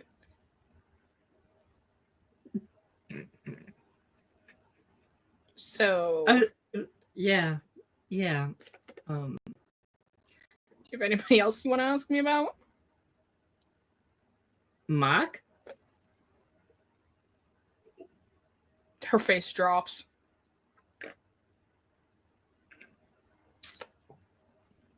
Max? You know what? It's okay. We don't have to talk about it if you. Probably for the best, yeah. Oh, have you seen Wilfred around, by the way? Have I seen Wilfred around, Alex? Or can I just homebrew that? Let me see here. Wilfred takes divinations at this time. He does. I think he's in divination class or something. Damn it. I wanted to hang out with him too later. But if you'd like to, we can visit the room. You want to go down to the room? Yeah. Yes, actually. Yeah, is that so surprising? Edgar, you realize that every time we've tried to invite you, you've staunchly been against the mere idea. I had a change of heart. You're also the only person that hasn't moved their stuff in, basically. I don't think I will be moving my stuff in. I just want to visit it, and I thought it would be a good idea to go with a friend instead of going alone. There's something I'd like to talk with that guy about. Well, you should probably call him by his name. I would if I wanted to give him power, which I don't. So I Right. try to kind of pretend he's a weak little ghost.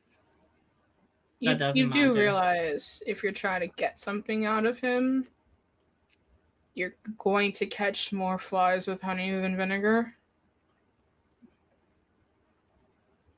Then what do you suggest? I don't know. Be open to his words rather than just dismissing them outright. I just feel like he's being a little manipulative. It's just that I need his assistance, and he's the only one at the minute that can help out. So never gonna give you anything for free, but hey, I'll go with you. I have to do my own bit of stuff there anyway. So Perfect, thank you. mm-hmm. So But- what's the determination, Edgar, about Camilla and Abria? What? Sorry? What's the determination? Or is she said that she liked that? You know, that he's alluring of a person. Yeah. So how do you take that?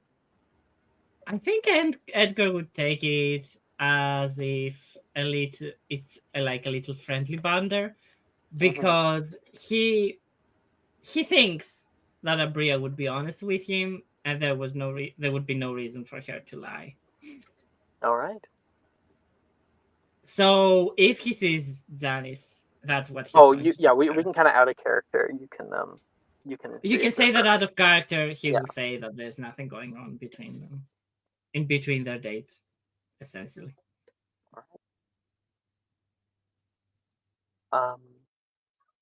Later on in the day, Will, you get going down in the potions classroom as you've been kind of summoned here by multiple different people. So technically, just so you know, Alex, technically, I think Camilla and I were supposed to meet in the library very specifically. Oh, But wonderful! we didn't. Great. But we didn't put a time on it, so so technically, yeah, I could still meet Drusilla first, unless you purposely want there to be. I purposefully wanted to overschedule you. So Oh, yeah, we'll Will, stay in I the found you. library. Well, we can definitely stay in the library. So now what I'll do is, Will, you enter out into the library on a later period. It's getting much later in the day, and you can feel the humidity starting to rise from a bubbling cauldron nearby in a little alcove. There's like places, beanbag chairs out here, places to sit, and Drusilla currently, you can see her back is turned to you, and she is lighting some candles back here to give some extra light.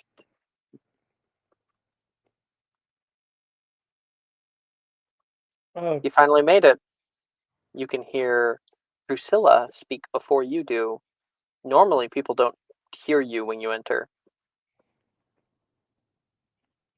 Yeah. You're brewing potion in the library? That's where you said you were heading off to, so. To each their own. As long as Madame Pince doesn't murder you. And plus, I do not have the kind of pull with Slughorn that you do. I'm not sure if I'd be able to get the classroom all by myself. Oh, I usually use his personal private, potion brewing area. But, what can you do? I grabbed a few things from the kitchens. Some food if you'd like. Gotta feed the brain, she says. You can see she gestures over toward a table where there is like a little bit of snacks for you guys to have. Oh, thank you. I might need to pop out for a minute at some point. Camilla wanted to meet to discuss something mysterious sounding about potions. It was really weird. I thought it would just be the two of us. Oh, no. That's at some indeterminate time in the future. And that indeterminate time is now. Camilla appears, having seen the bright red hair of Wiggenweld down the hall. You enter into what is a oddly little intimate space with candles and snacks and a cauldron brewing in the middle. Drusilla stands there holding her hands and looks over Will's shoulder toward you, Camilla. Go ahead, Drusilla. Hey, Will, is this a good time? As long as it's fairly quick. She looks at you and purses her lips. No, it's fine. It should take like 5 minutes, not more. Yeah, is that all right, Drusilla? Whatever. It's whatever. It's gonna sit down and start working on the potion. Looks away Be from you. careful. That ingredient's a little volatile. You'll say as he turns around. Don't think I don't know that? That's why I brought dragonhide gloves. It's always good to have protection. Boom.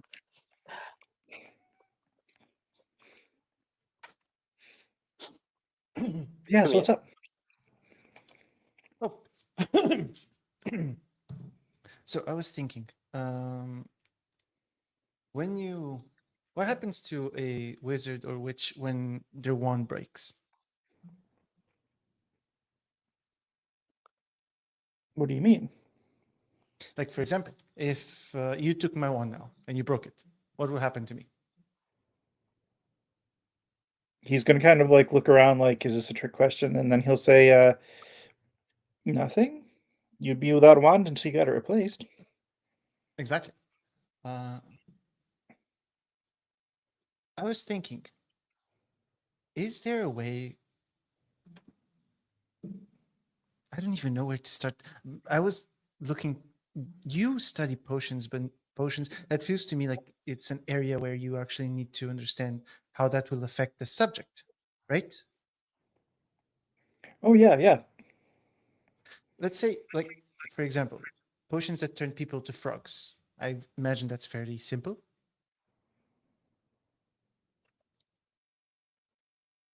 Well, he starts thinking about like how you could possibly do that. I suppose if you take, I wouldn't say simple, but it's possible, yeah. Okay, let's take another example. What is it simple to turn someone into? Well, simple. That's not the word I'd use. Of course, I mean simple there's for you. Because simple oh, for me and simple for you are two different things. polyjuice potion. All right.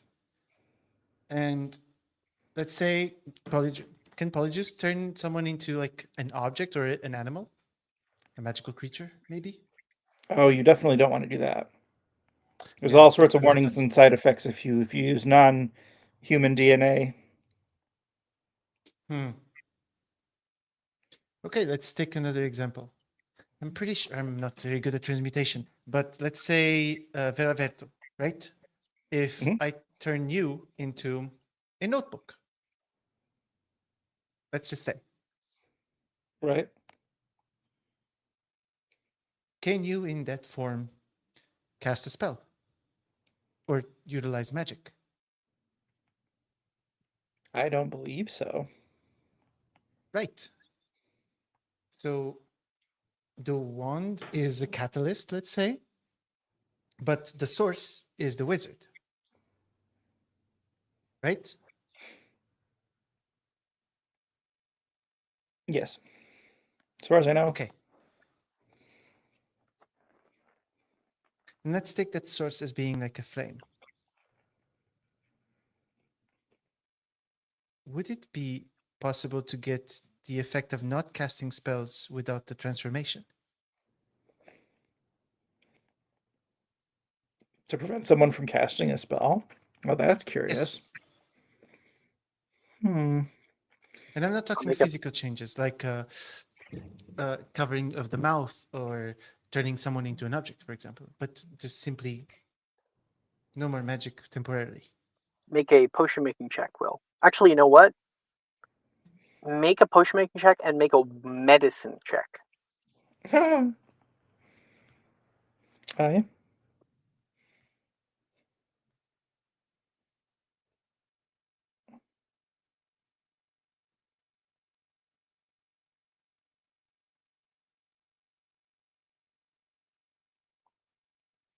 All right, that's a 20 on the medicine check. 20 on And the medicine. Oh, that's already really good. a So 20 on the potion making. that's low for you. All right then. Will never thought about this before, but theoretically, it is possible for wizards to become cut off from the arcane, from Arcanum specifically. Um, you know that. Oh, that's interesting. Um, you know that squibs exist. That people can become connected. All humans can gain a connection and lose a connection to the arcane. There is a biological component to it, as often squibs come from um, having related parents. I will say that can in like pure blood societies and stuff that can become a thing over time that the blood becomes too pure, and there are discrepancies and mutations and whatnot. Now, you know that through the art of transmogrification, things inside the body can be changed, and this can happen via potion. Think the potion that you've made, which is the Animagus potion. That changes the person innately.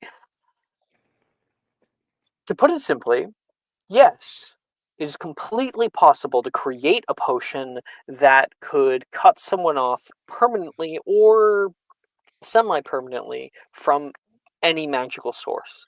However, that would be incredibly difficult and would have never been done before. Not only that, but it would be, you're not entirely certain when it comes to the magic part of it, how well it would work. So like, you know that people can distance themselves from their own magic. When this happens, obscuruses can occur. There's a whole aspect of this that is unknown and very volatile, very dangerous. But yes.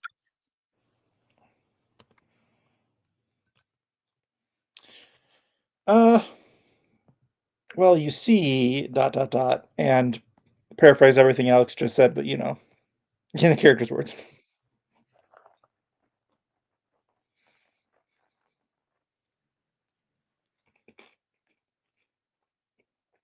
You're muted.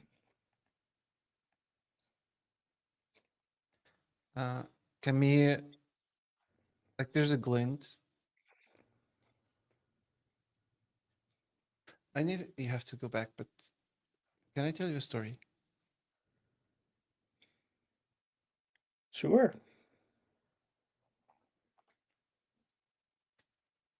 Uh, and he motions for you to walk with him a little bit. Yeah, he'll. When I Yeah.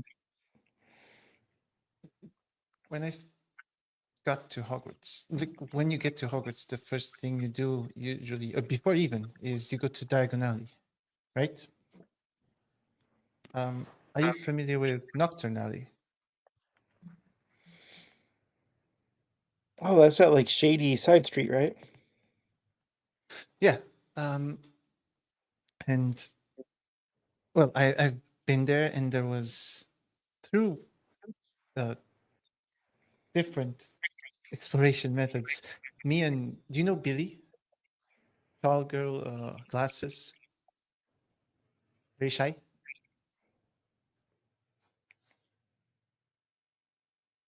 We Sorry. found she and I. We share a fascination for magical creatures, and at this point, his accent is starting to get to kick back.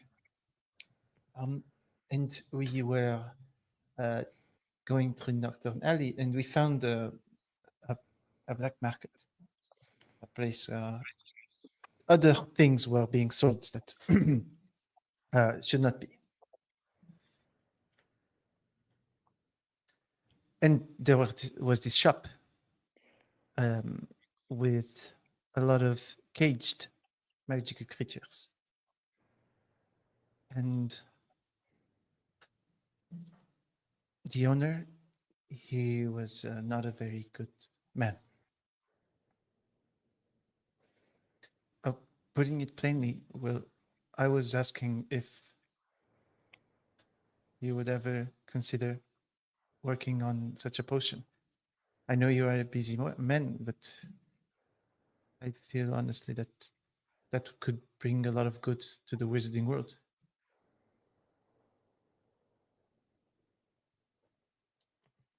If done correctly, of course.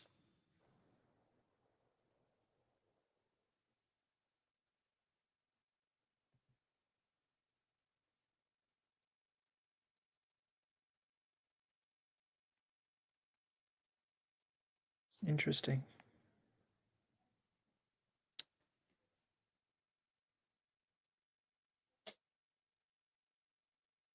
I'm not good at potions, and I don't know of any other methodology. And I'm not trying to put a weight on you. If I was able to do something like that, I would. But sometimes you must ask for help.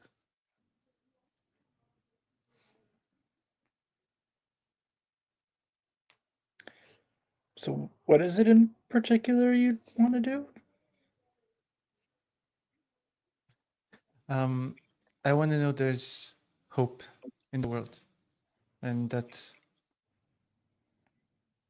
this magical, beautiful thing that we all possess is not used in that way. And I personally think that Azkaban is not a solution. But again, this is just a thought. This is not something that I'm seriously considering more than I feel it would be an avenue of study, if that makes sense. Oh yeah, I mean, even if such a potion could be made, it's one of those things that'd be a long, dangerous journey, and I'm sure it would require some rare materials. Camille is actually trying to read Will to see if while he's saying that there's excitement behind the voice, if there's I'm putting these obstacles so I don't have to say no. Would you like me to insight check you, or can I? I don't think it's necessary. Like he's looking thoughtful. Like he hasn't, you know, he hasn't made a determination. Right now it's really at the he's taking you at your word that this is kind of a theoretical, type of discussion. uh, in any way, you already answered my question. It's one of those very, very difficult journeys. You're a brilliant man, you know. Oh, I just study. That's why you. I don't think that's the only thing. It takes a lot to be brilliant, not just study. He's he's definitely blushing at this point. I don't want to keep you much longer. I think Drusilla might actually kill me if I don't return you to her. You, me, any other innocent bystander. Well, that's your problem to resolve now. Thank Oh, you. thanks. You're welcome. And Camille will turn around and walk away. He'll stand there. Will stand there for a moment and just kind of like put a finger to his like chin and start, kind of thinking about it for just a second. And then he'll turn around and run back toward where Drusilla was. All right. Um.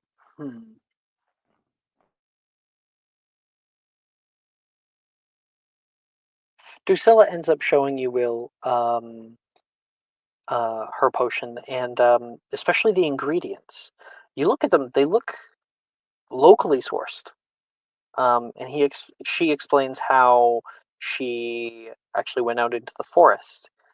She's practicing for the group tournament and realized that there's actually a lot of potion ingredients out there, and you can make a large plethora of different things. She also gets your help in bundling them together to create little potion ingredient bundles for making potions on the fly out in the forest. Well, it's a pretty brilliant idea. People like us have to come prepared. This is where we shine, and it's a little awkward to do it out in the forest. So you gotta be ready. Ready for anything. And he'll give I her a want you fist to bump. know I'm not gonna be going easy on you. Boom. Wait. You're not gonna be on. Oh, right.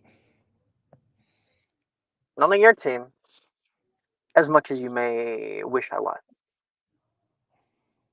And boy, do I wish I was. What did Mia want? What'd you say? What did Camilla want?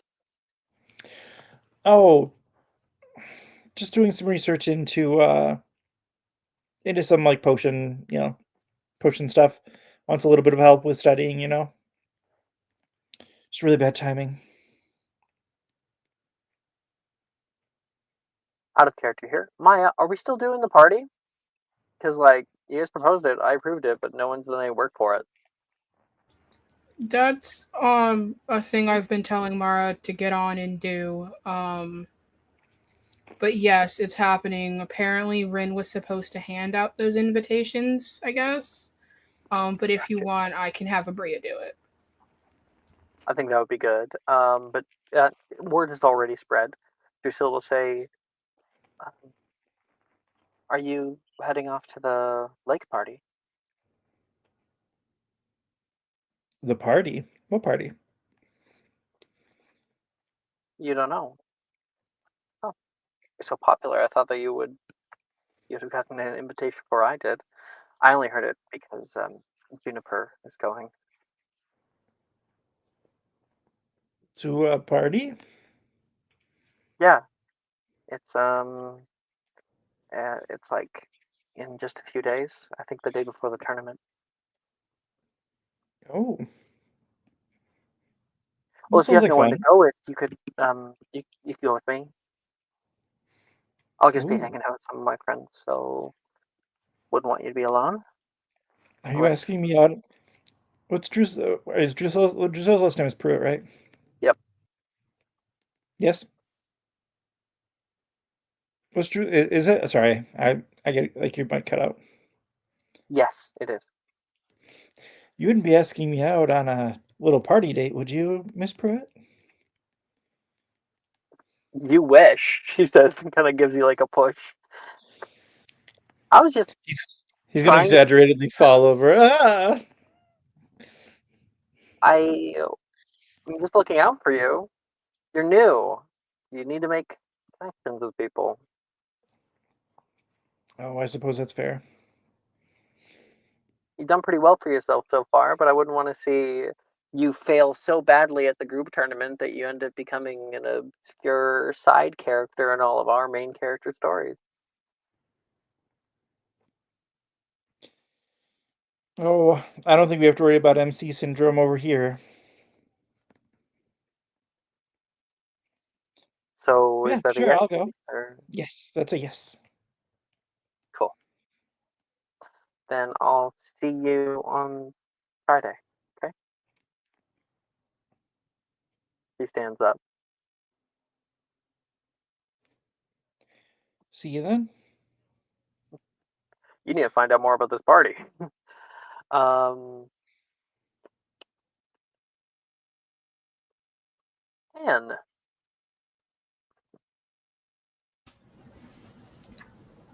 Mm-hmm. walking down the stairs from arithmancy class, you can see Abria and Ernesia walking out toward the. Actually, please just look walking up the stairs. You kind of pass them nonchalantly, and you meet Nolan up at the top. Hey, I was just gonna go try to figure out if I can get like a nice outfit or something for Friday. Oh, you were planning on going? Well, yeah, I thought that was a no-brainer. Hufflepuff party house. Okay.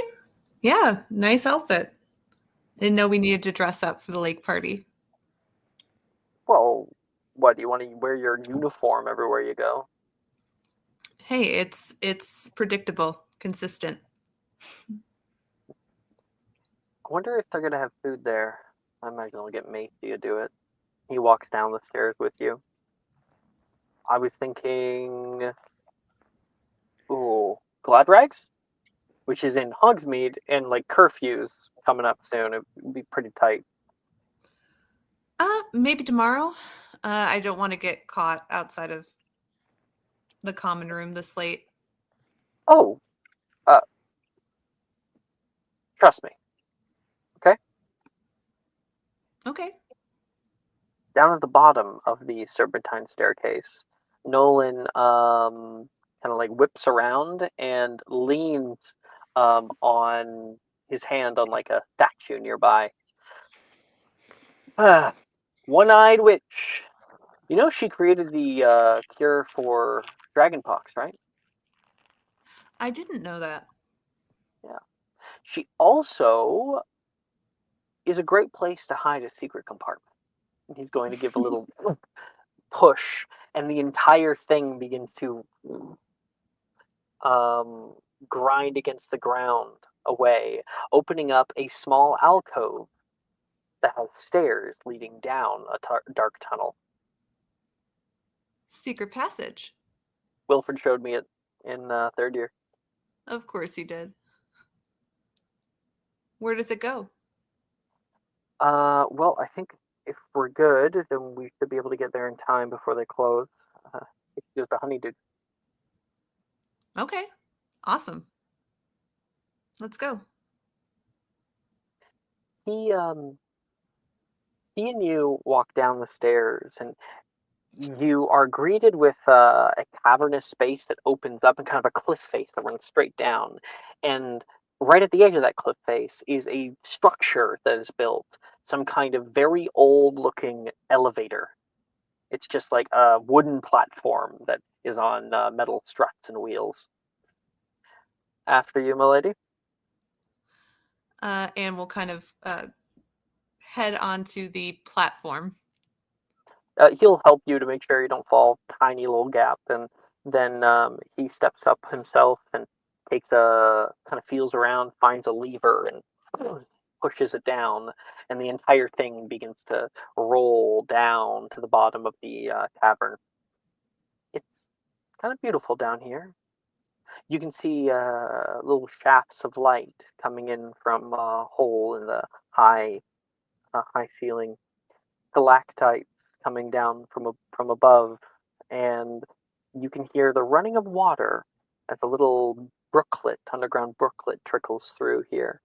There's mosses and lichens that grow on the rocks, and Nolan, seemingly having done this many times before, walks through the space without much of a care. And I'd like you to make a perception check, Em. Okay.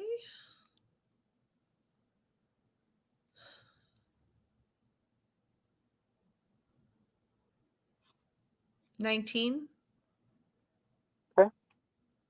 As you're walking down here, you notice a huge crack on the right-hand side wall that you're walking past. You can see this odd root that's like pushing through the crack, these little black tendrils that are sticking through. And it, as you walk closer to it, you just get this weird feeling that's coming over you, looking at it and just being near it. You coming? Yeah, 1 second. Like a bad weird feeling? Like it's a creepy plant? You feel sick to your stomach. Um does it look like anything we studied in herbology? Make a herbology check. Oh no. Okay.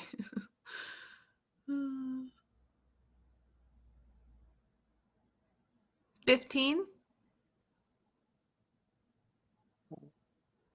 Not sure. Past the Hmm. weird feeling, it's just an odd, very dark root. It looks brittle to the touch, although you dare not touch it. Make an investigation check really quick. Oh my gosh, all the They're gonna checks. close before we get there if you keep lollygagging.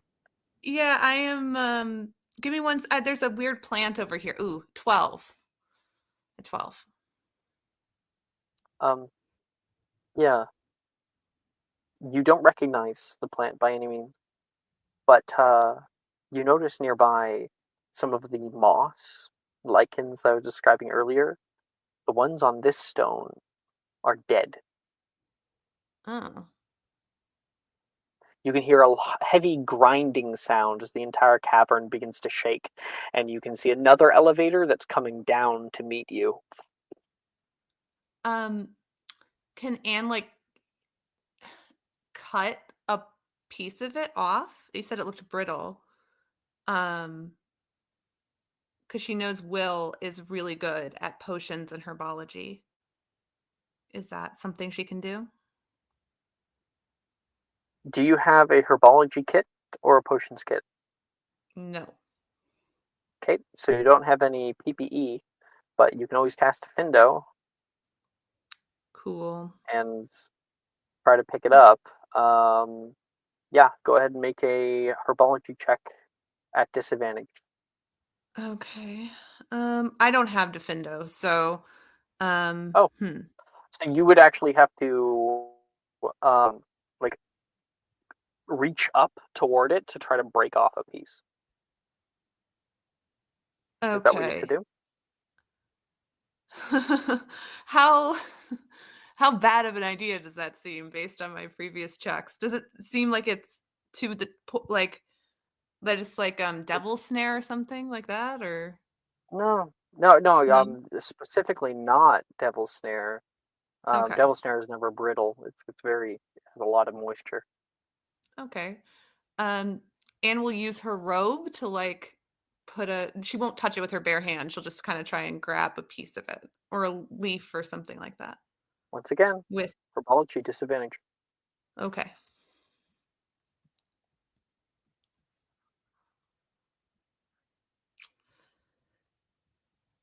11? All right. You reach up. Will knows what this is.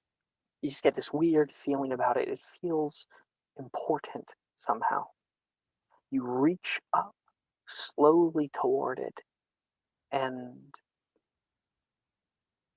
Nolan stops, turns around.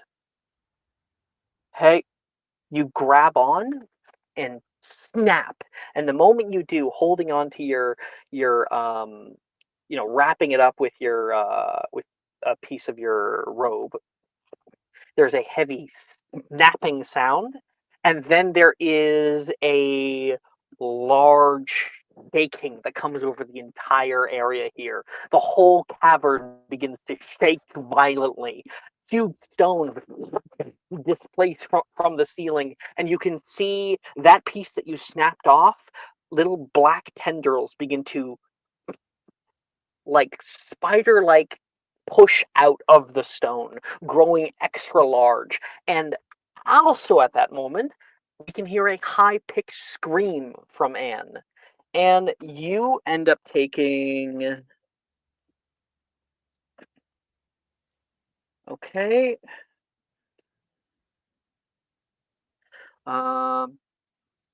35 points of necrotic damage. He's unconscious. You fall backward. You can hear, just as you're losing consciousness, Nolan screaming out, "Anne!" He runs out toward you and black.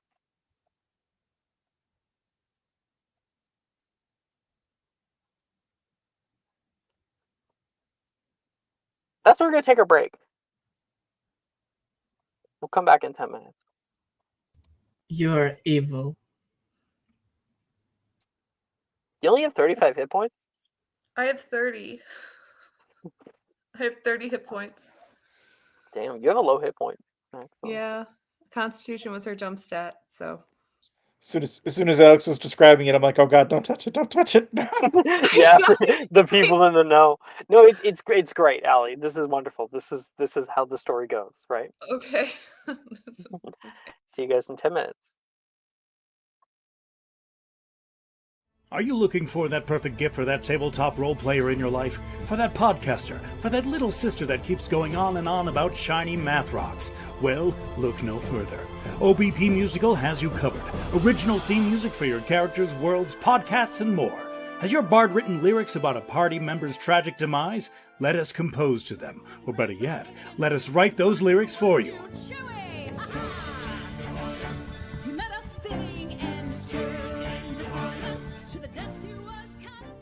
But the goodness, no, greatness, doesn't stop there. How would you like a cast member of Les Miserables, Disney, or Come From Away to sing your pieces? Oh, you bet you would. Fully orchestrated cinematic pieces.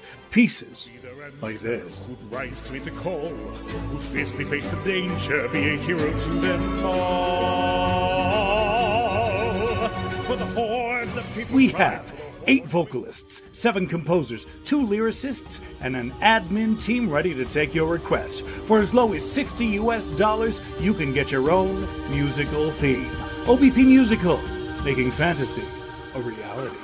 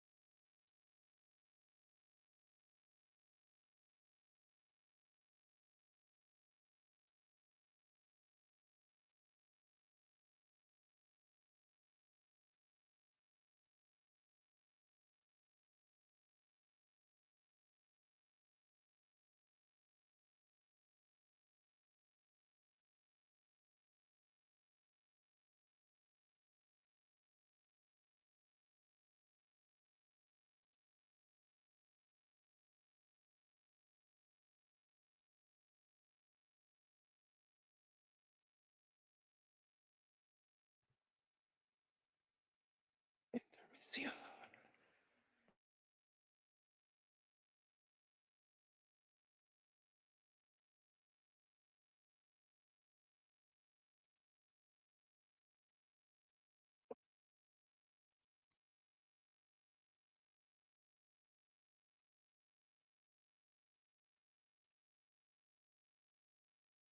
Hello, we are back. And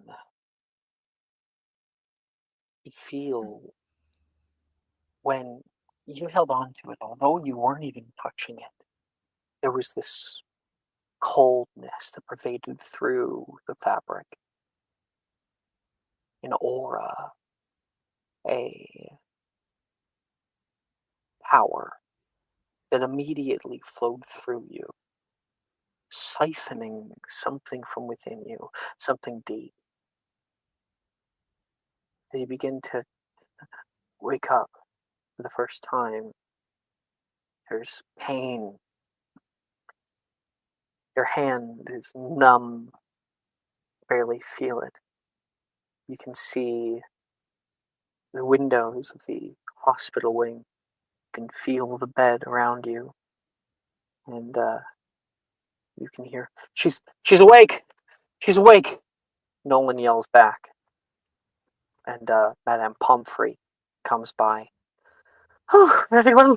You gave us quite a scare there, Miss Hawley. What happened? Well, that's a question I'd very much like to ask you, as Nolan here has been utterly silent about it all. As is his prerogative. It seems as though you could have died. Oh, Anne's gonna kind of sit up. I don't remember anything. I thought we were outside somewhere. That's all.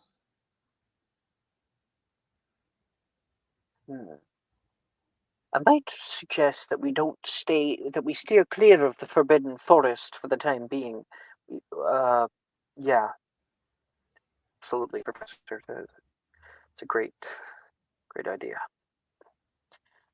That hand of yours is going to need some mending. It may take a few days. I've never quite seen anything like it. Can you feel your fingers? Make a perception check, Anne, for interoception.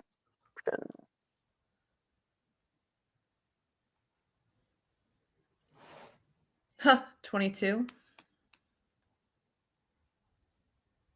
Yeah, you can. It feels like the bones themselves are brittle, and you can see the tips of your fingers have lost color, almost gray-like, panic-inducing. Now the color should return. It was all the way up to your wrist when you first came in. You've So been it's here for 8 hours already. Nolan says it's early in the morning. oh. So it's going to get better. So it seems. Whatever you were messing with, I'd recommend that you'd stay away from it next time. Of course. She looks back down at the hand. But Poppy has a ethos. She doesn't ask, doesn't tell. She just heals. You can feel free to stay here for as long as you'd like. It may, at the very least, I'd like you to come back every day at noon. You can get you checked up. It's almost breakfast time. Mr. Anderson refused to leave your side. Anne will kind of smile at Nolan. Thank you, Madame Pomfrey. I appreciate it.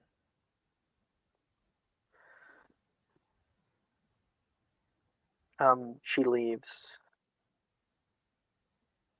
I don't know what happened. I'm so sorry. It looked like a plant was coming out of the wall, and it was so weird. I shouldn't have touched it, but How I'm the hell were sorry. you supposed to know? How the wall? Yeah, I'm surprised you didn't see It's it. all It rock was. and stone down there. You're surprised I didn't see it? Oh, well. I'd be surprised if I did. I I wasn't was sure just what you were trailing. unconscious. I was Okay, unconscious. it's okay. I'm so I sorry. don't. I'm I sorry. haven't even had time to tell anybody.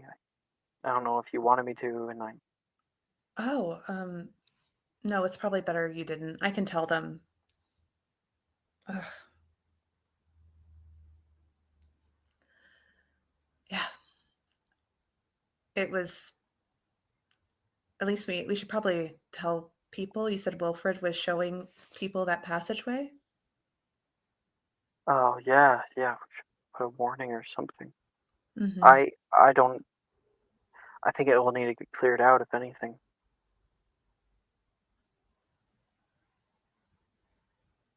I'm just glad you're okay. I You will be. you were kind of breathing a little ragged last time. Uh, I I wasn't able to get whatever you were getting. I think Oh, it's still down there. hmm. Well, maybe I can tell Will. He's great at potions and herbology, I think. Well, and everything else, but particularly at herbology and potions. And maybe he can see if he can identify it from a distance. I think that's a good idea. Hmm. Well, no outfits, so I guess we're very vertuing. If you still feel up to going. Yeah, I think so. I think that will be a good distraction. How do you do it? You just got knocked on your ass, and you talk to me like there's nothing wrong. Well, it was my fault I got knocked on my ass, you know, and I don't know, Madame Pomfrey healed me up. I can't feel my hand, which I can't say is, good, but I can't really do anything about that. I don't know. My own decisions got me here. So I guess I'm okay with them, even if they were bad ones, that had consequences. There's something else. I'll take that as a compliment. Yeah, you should. Do you want to go, or should I go grab you some breakfast? I can bring it back. Yeah, no, let's go together. I'm not a fan of the hospital wing. Not. And you guys head off. Um, and you have 3 points of exhaustion. Okay. So you are wheeled out in a with a wheelchair that automatically follows whoever holds this little thing. So it follows Nolan, and you guys enter out um, into the breakfast hall. All of your friends currently await you, and Nolan says, "Hufflepuff or Slytherin?" I Or don't think I can deal with Gemma right now, so Hufflepuff. sure you want to deal with Wilfred? Oh, you know what? Let's just do Ravenclaw. Neutral territory. And Nolan heads over toward the Ravenclaw table, where Janice is not currently here. Camilla is here, and Will and a few others, of course. I think Drusilla looks up and says, "Whoa, Anne, the hell happened?" Ooh, you're cutting out. Anne, what the hell happened to you? Drusilla says. I fell. Anyway, breakfast?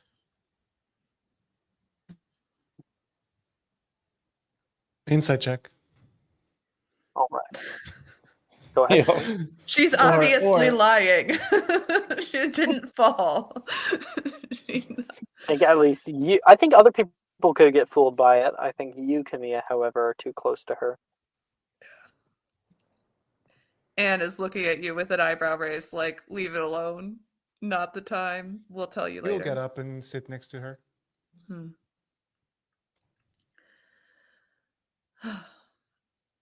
Spent the night in the hospital wing. Nearly died. Weird plant. That's the highlight. Are Your you saying fault or this so someone that? else's? Sorry, go ahead. Oh, so are you saying this so that only you two can hear it? Only you two and Nolan, I assume. But yeah. Your fault or someone else's? I mean, my fault. I touched the scary thing I shouldn't have touched. So You Where said was it's a the scary plant. thing? it is a plant. And sorry, Camille, what did you say? Where was it? Anne will remember herself in Secret, Muffliato. secret passageway. The One-Eyed Witch passageway, going to Hogsmeade. Will, I thought maybe you're pretty good at herbology and plants and things. If you're up to it, maybe take a look. Yeah, I mean, if you can describe it, maybe I'll know it from memory. Sure. It looks brittle. It's black, or it has black growths on it. It looked like it was coming through the wall, and even and it's powerful enough when you touch it, even if you're not directly touching it, that it can and she'll kind of show her hand, which I assume is still colorless to some extent.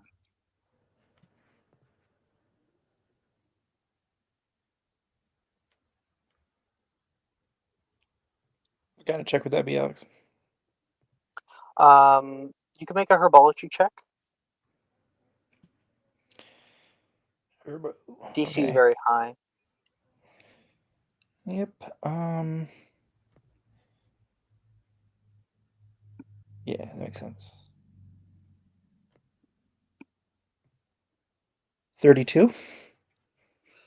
Yeah, that'll meet it. Okay, so she tells you all the attributes, and then she tells you how it felt. She shows you her hand. All of this matches a certain Did a little certain black tendrils? description, Did but little black tendrils come out of it? it seems impossible. You know the answer, so I'll give it to you. Oh, it can't be. Not here. What is it? I don't. It's this thing called Deathroot. Oh, that doesn't sound good. What is No. Deathroot? Well, it is what it sounds like. It drains, the life and magic from a place and feeds off of it. Where did you find it? In the One-Eyed Witch passageway to Hogsmeade. There's a Sounds, passageway over there? Yeah. that sounds pretty bad, no one says. Yeah, it sounds like it's under the school. Not under the school, but like somewhere on the grounds then. How far into the passage was it? Oh, we were nearly to Hogsmeade, right? And we'll turn to Nolan. Yeah, it's the thing. Well, Wilfred showed me it last year. It's a kind of quick route. I think it's magical because Hogsmeade way farther than that passageway takes you. but you kind of like have to go through a cave system. Yeah. So I mean, if it was far along the passage, then it's probably somewhere on the grounds.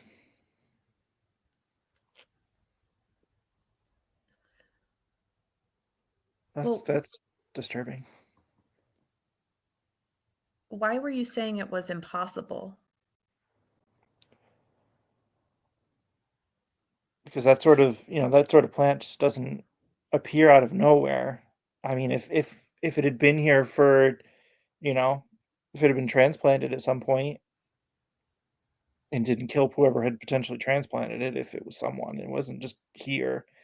But they just don't come. It just doesn't appear. It's just, oh, it's crazy. The last time that it was reported was in 1231 in Russia. Yeah, the last time that anyone heard of this plant was like 800 years ago in Russia. Hmm. And, a plant that kills you when you touch it is not the sort of thing that anyone in any magical community would just ignore. Well, can you get rid of it? Can it be exterminated?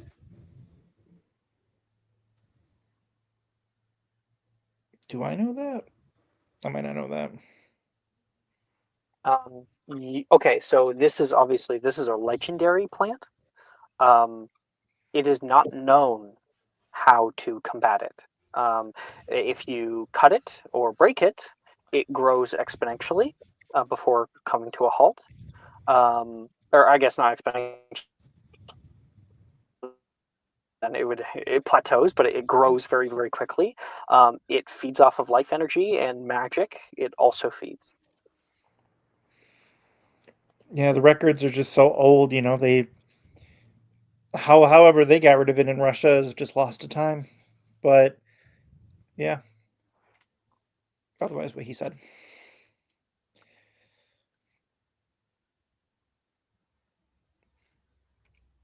It would definitely take some experimentation.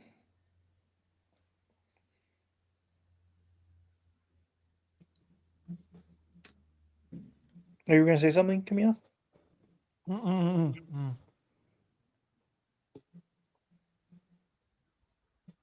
I mean, would you need it to do experiments, or could you just kind of wing it? I mean, it seems we should probably. I mean, I would hate to, rat out the way to Hogsmeade, but I mean, it seems pretty bad. I can seal the way. I'm pretty sure I can figure that out. If not, I can get a friend to help. Oh, okay. I mean, everyone will will be out of luck for sneaking out, I guess, but it's better than dying, I guess. Yeah, I think my only So fear is what if it pops up somewhere or crawls along underground to the school? all right then. Then we report it. We don't say where. We just say they can't remember. Or we analyze it, check out where it might be going from and going to.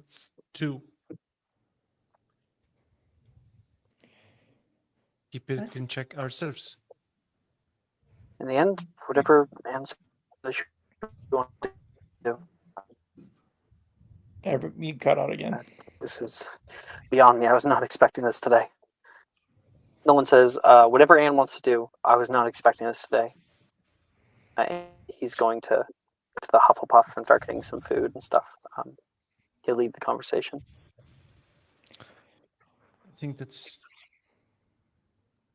exactly what we should do. Defer to you, and it almost killed you. You should be the one to decide.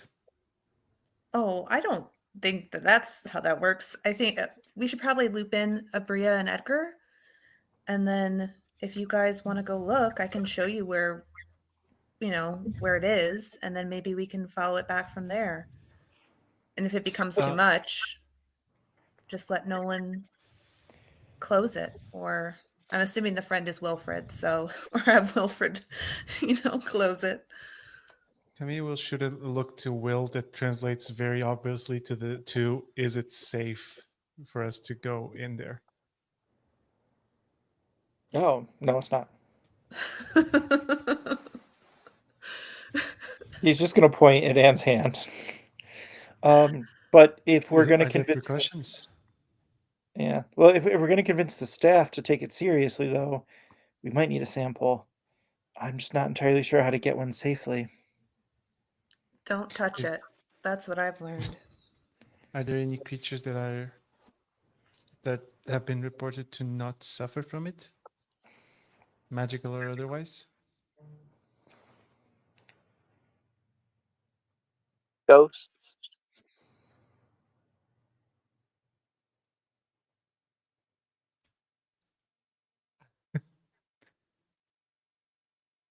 Is that a no?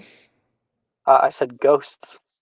Oh, yeah. Apparently, it doesn't affect the unliving. But the unliving can also affect the world, right? How would they take a sample? Yeah. Azref I can. mean, I was thinking about that. Mhm. I mean, Camille will shoot a look to Anne, but he will flinch away very quickly. Well, I think it's something to think about. And like you said, maybe we bring the others in on the loop, into the loop. well, maybe we bring Will into the loop. I And we'll agree. say, looking at Camilla, because she had the exact same thought he had.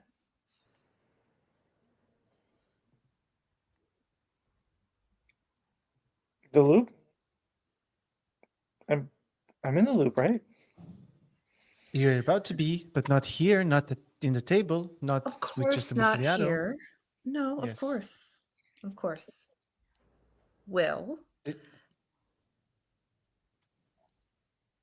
And Let's, if you don't have anything else to do, I think Camilla can go get the others and we can head off to our what are we calling it? Clubhouse. She'll hand Will her little wheelchair thingamabob. Let's go. You're about to be totally in the loop. oh, okay. All right. Other things are also going on too. Edgar, you have been thinking about all of this. You always get a bad feeling when it comes to him, and that's not entirely unfounded. He's a shady dude. But you also can see that your friends have been listening to him. It's not that they're not dumb. None of them are crazy. Why? What do they see that you don't? The door to the room of doom creaks open. Edgar walks inside.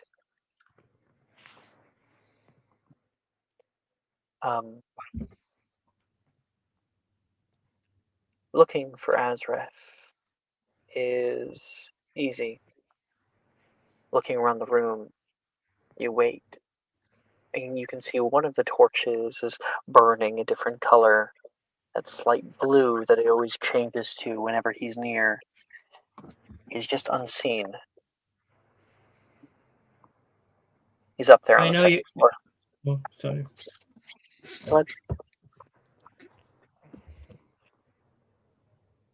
He's up there on the second floor.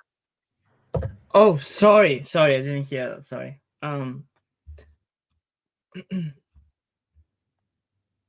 Do you have a moment? I need us to talk.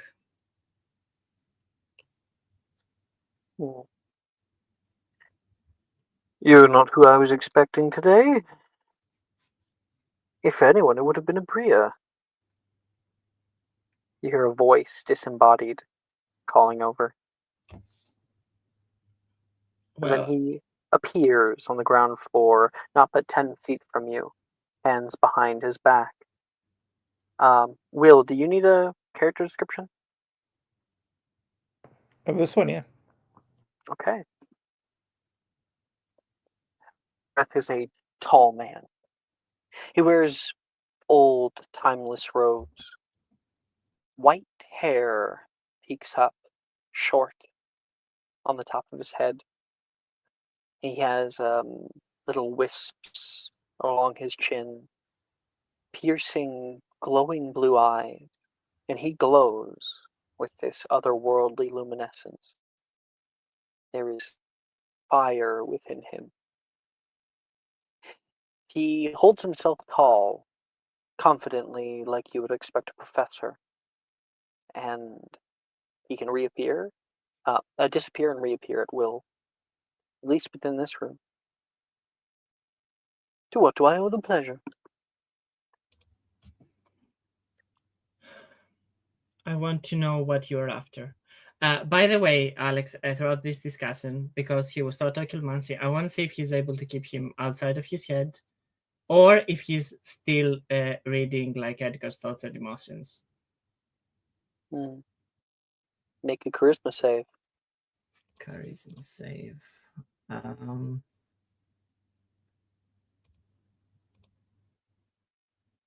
Ooh, do I have inspiration? Please tell me I have inspiration. I do not have inspiration. Take it, because you deserve it. Oh, thank you. 16.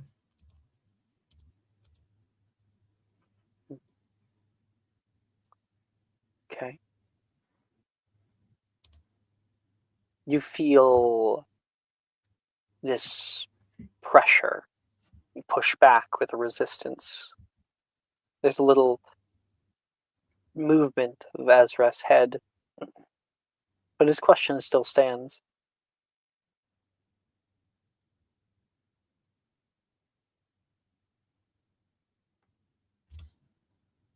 To what do I owe the pleasure?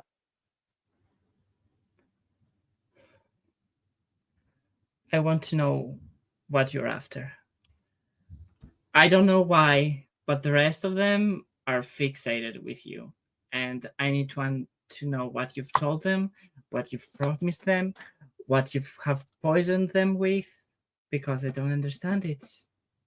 Poisoned. I do not have the ability to poison anyone.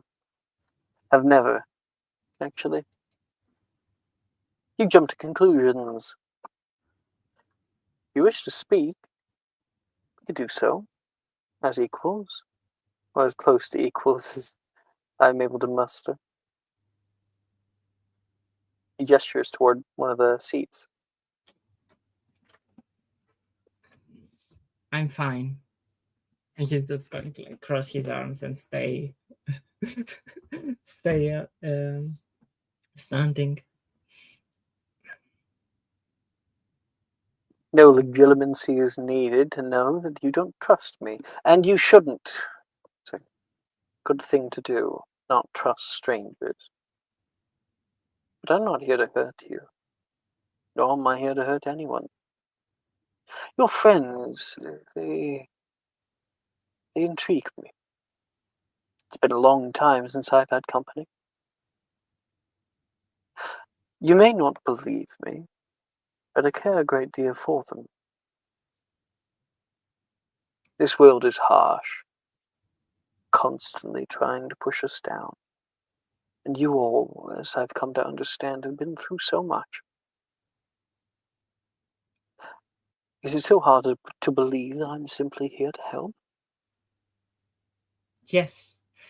Look, I don't trust you. I never will. I don't think that you care for us.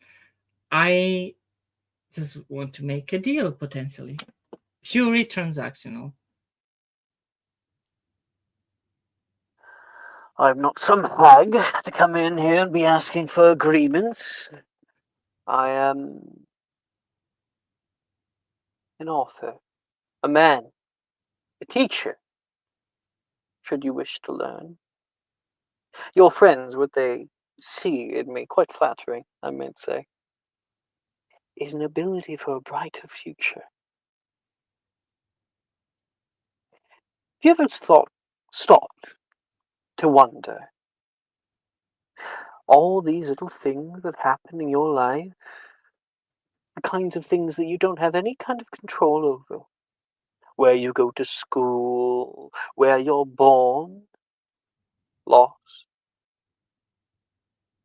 Your friends have had loss. They have seen the darker side of this world. You, perhaps, have yet to.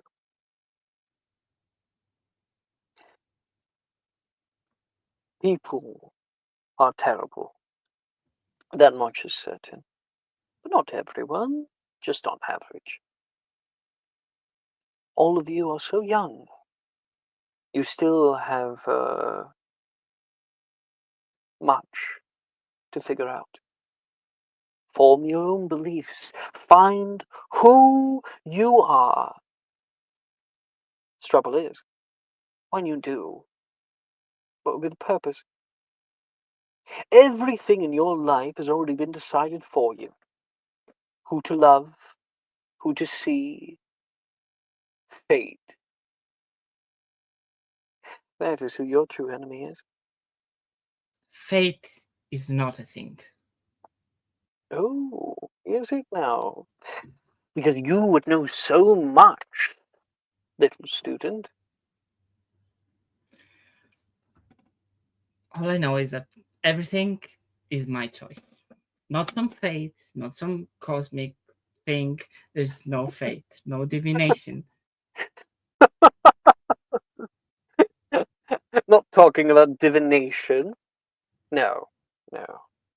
I'm talking about motivation. Our world is decided by us. That's what you believe, right? Right?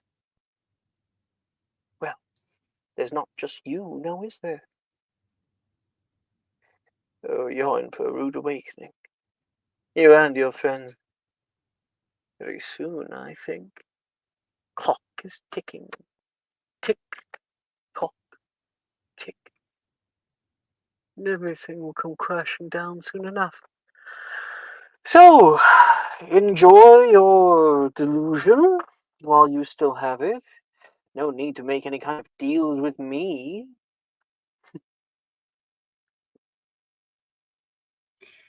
I will set you free. If I can. Now that is quite an open. Who's to say that I want to be free? You don't?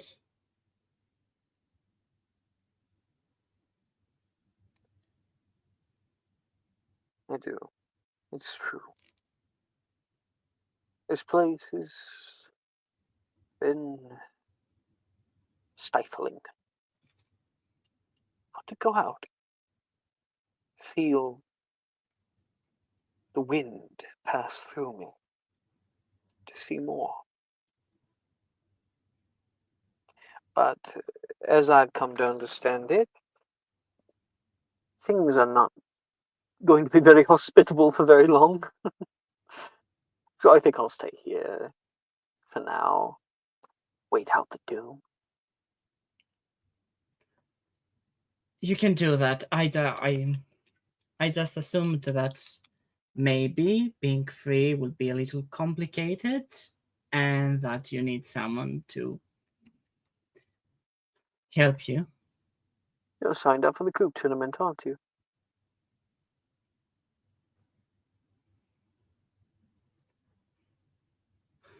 Aren't you?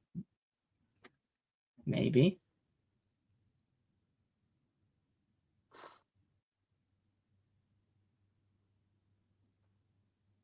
You should know. You should stay back. Don't enter in. if you want to protect yourself.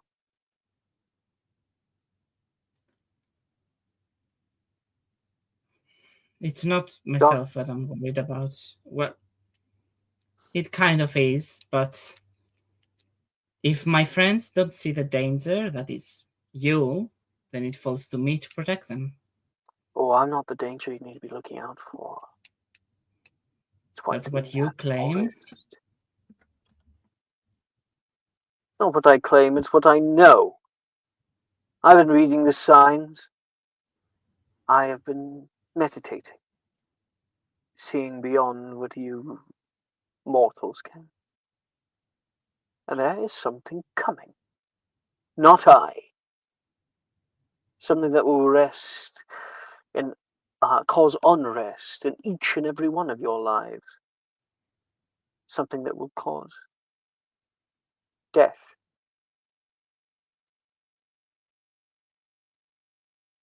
And what would that be? Oh. Now you want to know.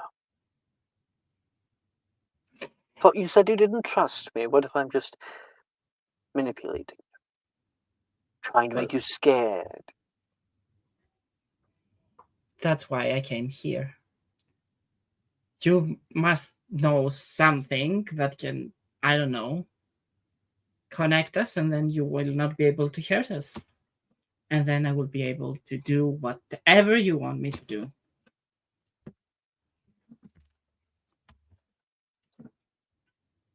It's the one thing that you've yet to understand about me, Edgar. I want you to do what you want. What I've been trying to teach you all for so long. You deserve more than what you've been given and what fate has in store for you. So, how about this? You help me out. Help me get out of here, even if just temporarily. Like a favor. And I will give you the power that you need, also temporarily, to stop what is coming. At least from hurting your friends. I can't guarantee the safety of anybody else. That is fine, as long as my friends and my family are safe. I don't even know who your family is. Why would I care? But if we have an agreement, he puts out a hand, and you can see blue flame rises up from his palm in a cord. We do, but no tattoos or anything. I don't want anything to do with you in terms of my outer appearance. As I said, this is purely transactional. I'll make it light. Fine. He grips onto you, and you can feel sudden searing pain that comes through your hand. Oh, damn it. And he lets go. And there is this little line that covers through your palm and kind of twists around some of your fingers. It almost looks like a faint scar, like that of a very thin, sharp blade having cut you, and you've like healed over completely.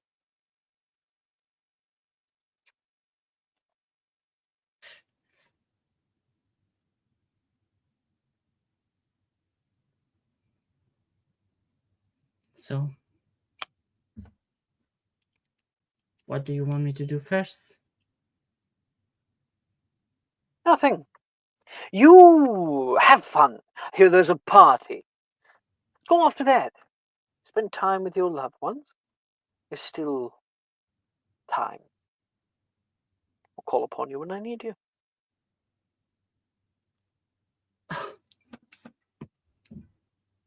That's it? You want me to go have fun? Oh, sorry. Should I have asked you to murder our best friend? I'm really not the kind of man that you think I am. The worst. And that's when the door creaks open, and in walks Anne and Camilla.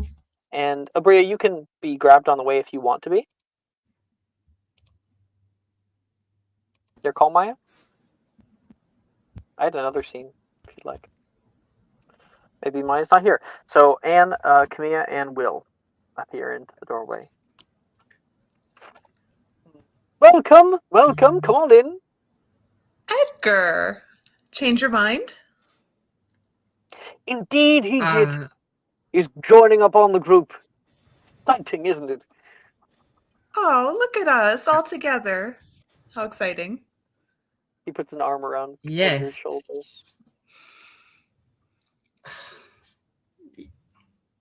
We did I wanna just speak- thought that. Oh, go ahead. No, go ahead. Sorry. You were a little slow, but it might be my internet, I think. No, you're okay.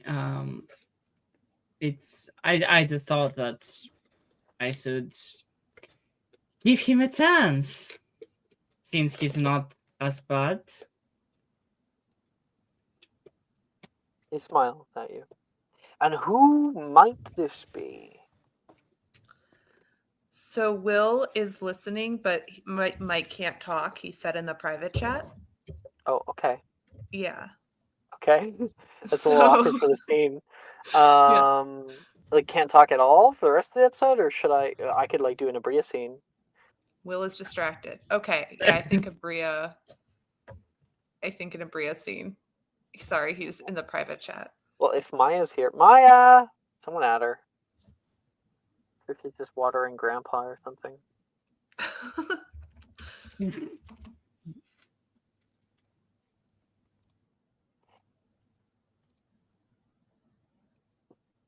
See, she's mad. Whoa. 7th floor. Oh, okay. So it's not a lake party. I just got the invitation. Do you guys want to see it, to the invitation to the party? Sure. Yes.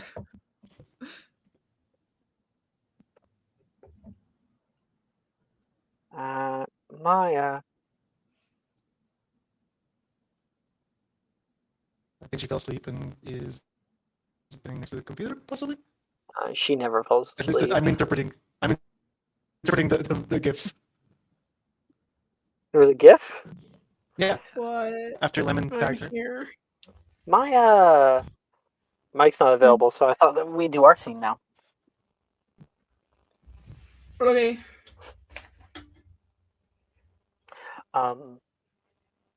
You and Arnesia, the previous day, had walked out, headed off to a higher floor, to a different place.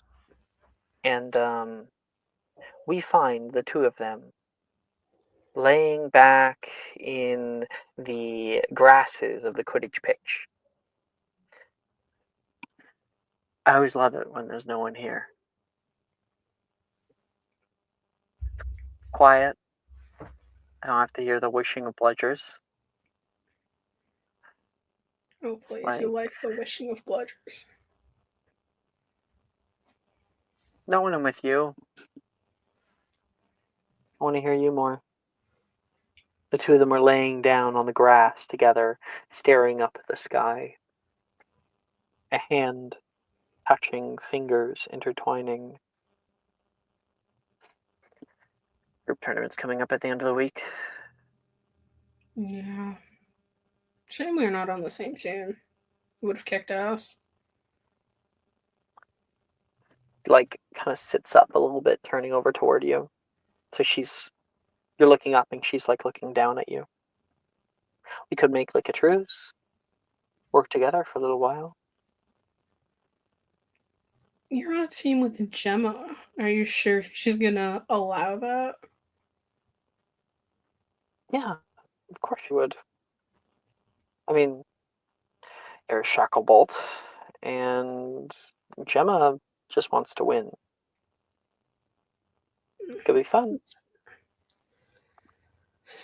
We could go together, and then at a certain point, split up, and whatever happens at the end happens. So work together until we're really the last two teams in the contest? Exactly. By that time, we'll be able to analyze all of your strengths and weaknesses and use them against you, you know. I already know one of your... Fine, alright, you know I have a weakness for peanut butter and jelly. That's fine, that's whatever. That's not what I was talking about. She leans down, anticipatedly, her lips coming down toward you. Do you accept? Always. The two of you guys make out a bit out on the field there, and when all is said and done, do you want to make a roll? Sure. Your go, whatever you want. Oh, let's see what I've got with the Bria. Performance. Oh. Yes. Where you got my dice? Acrobatics. That's a nat 1 Acrobatics. from Renecia. So, I like to think that, like, Ernesia is getting closer and closer toward you, and, like, you lean up your chin, and the two of you are just about to kiss, when you can hear, the whooshing of a broom flying overhead. Ugh. Practice is next week! She starts yelling out at the people above. She's pissed off. Oh. Saved She by the plops broom, I down guess. next to you. She's gonna, like, push her head against yours. She seems like a little... She doesn't like to do it in front of people as much. She seems like she's a little tongue-in-cheek about it all. Sorry. We really gotta find somewhere better. I mean, there's always a library. There's... It was just such a nice day out today. The sun... I'm getting so pale. I need to get my tan. It is pretty nice. I will give the day that. But it is getting a little bit warmer. I like the cold. Used to playing Quidditch in the cold, so... Ew. I'm Canadian, and I don't even like the cold. See, we gotta work on your form then, because if you can't play in the cold, what are you gonna do? I'm gonna stab you. Hot. She's gonna tickle you. Oh, okay. Like, very okay. forcibly, you know? So you guys gonna, like, play fight there for a little bit. Alright. You're able to kick back, and she's able to kick back. Big smile on her face. Well, group tournament. Think about it. I will bring it up to the group. I'm sure they'll say yes, though. So, tentatively, truce. Cool. We can share a tent. Can. Does this mean I have to tell you all of my secrets, though? She kind of, like, looks down and blushes. She gets kind of awkward all of a sudden. You don't have to tell me anything that you don't want to. You're okay. You know, I know what this is. So it doesn't have to be anything more. And yes, if there's something you're thinking about, you know you can tell me anything. Yeah, of course. I just want you to be comfortable, you know? I want everything to be A-okay. Right. So, what would make me comfortable is you being comfortable. And clearly, there's something going on in your mind that you're not sharing with me.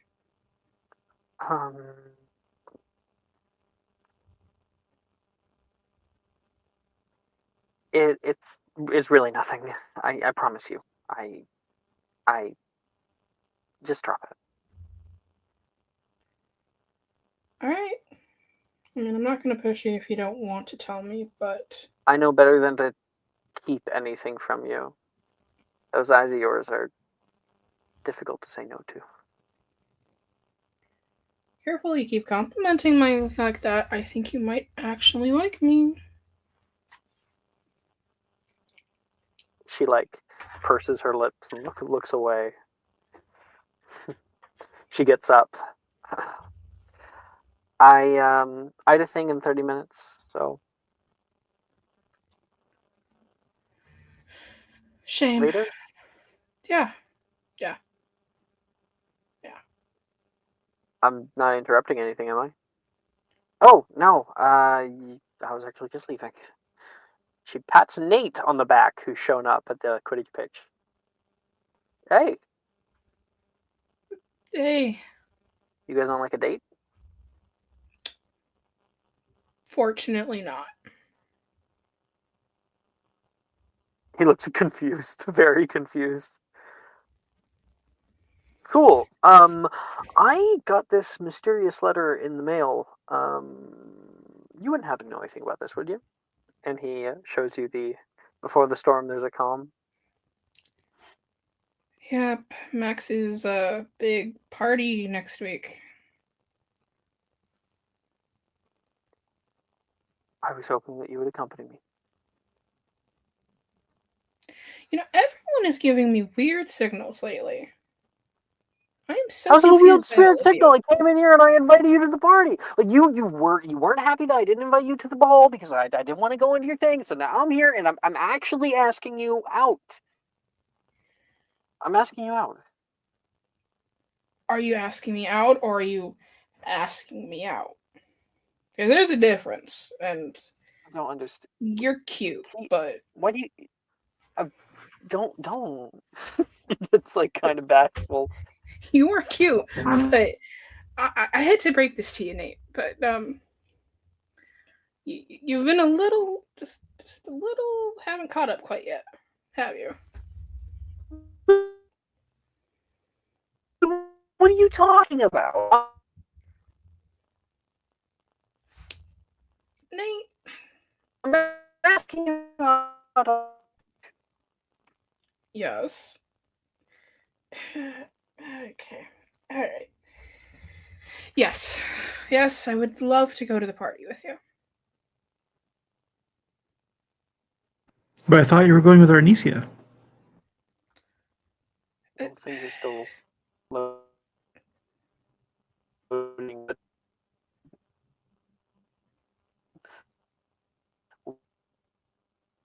weirdly.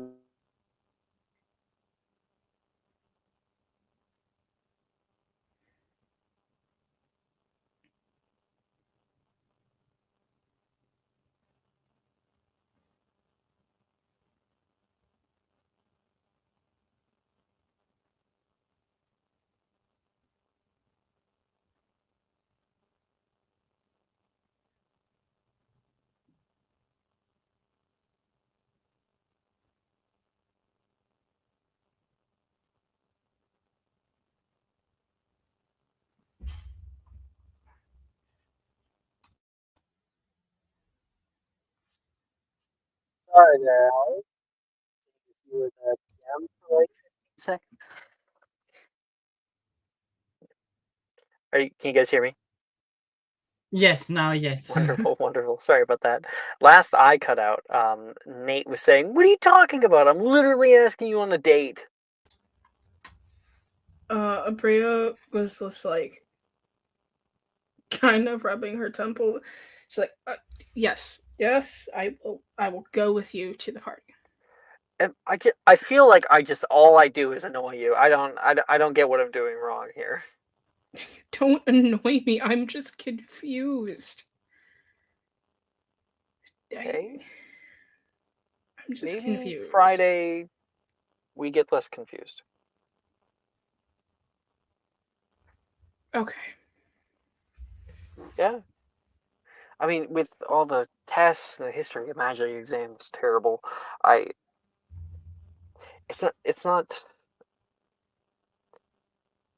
It's difficult to think about this kind of stuff. And Sadie has been just getting on my ass about studying, and I don't think that you much like to study, so. Maybe you don't really know me. Because I aced my exam, so. Seriously? Yep. Did you copy off of Janice? Nope. Okay, smart cookie. I have to study for Transfiguration. You any good to help me there, then? Well, Transfiguration is stupid. Oh, okay, yeah, all right.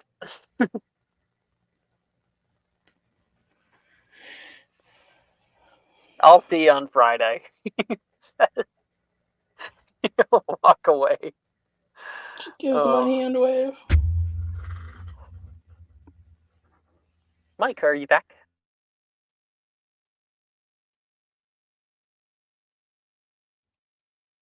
I have no idea. He said he's backish.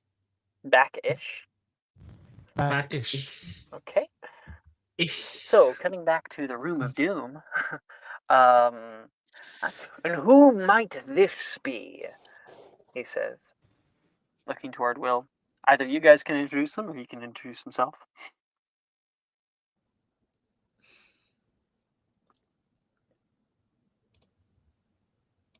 A friend we are introducing to you. Oh, trustful, I hope. Let me tell you, Mr. Wiggenweld, this is a much better introduction than our first. There was a bit of a destruction of my railing. They tried to break into some of my accoutrements here. But welcome, welcome. This here is my own personal room. Might want to call it the sanctum. That's what I think. Isn't that kind of a cool way to put it? Its normal name is lackluster, let's say, and chosen by a less than visionary man. Grandma. Right. Whoa, there's like people in the background. Damn. What were you saying, Camille? I blacked out. I don't remember. He said that the name of the room was chosen by a less than visionary man. Yeah.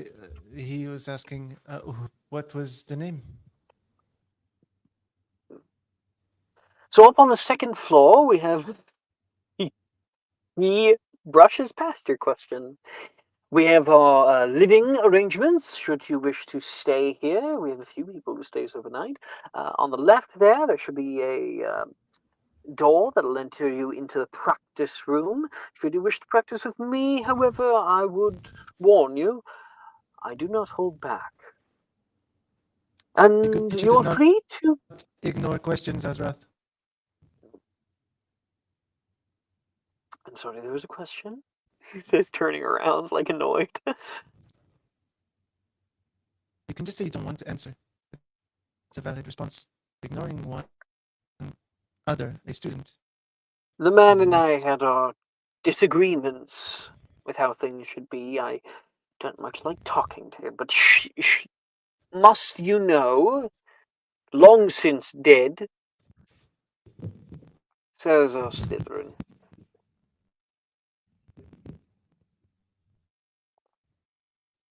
And the name of the room? A room of doom, of course. Of course.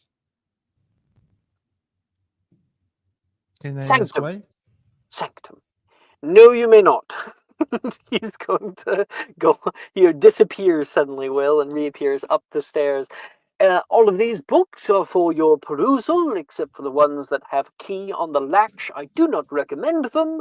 I just spent the previous month locking them up as to not hurt anybody. And the drawers down there have various different things. You can explore to your heart's content, but I will warn you, on your own head be it.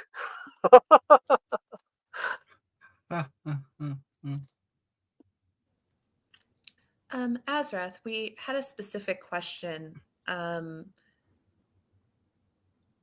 going to kind of hold up her hand.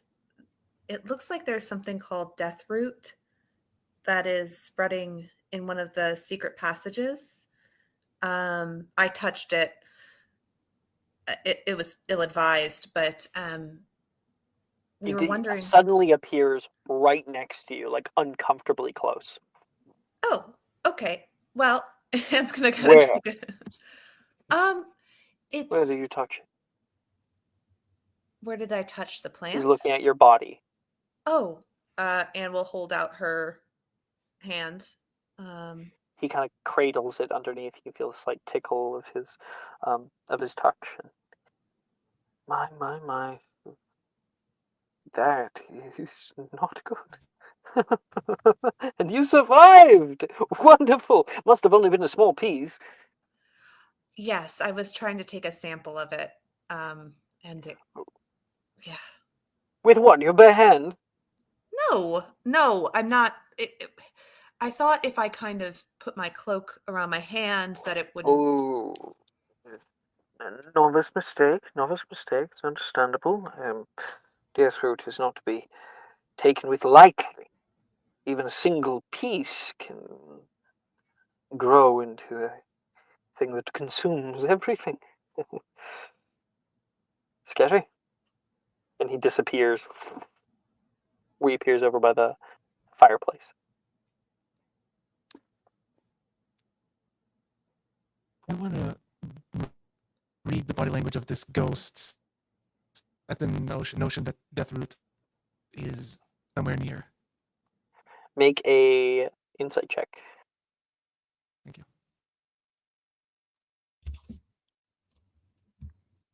15. Can't tell. I'll use my inspiration.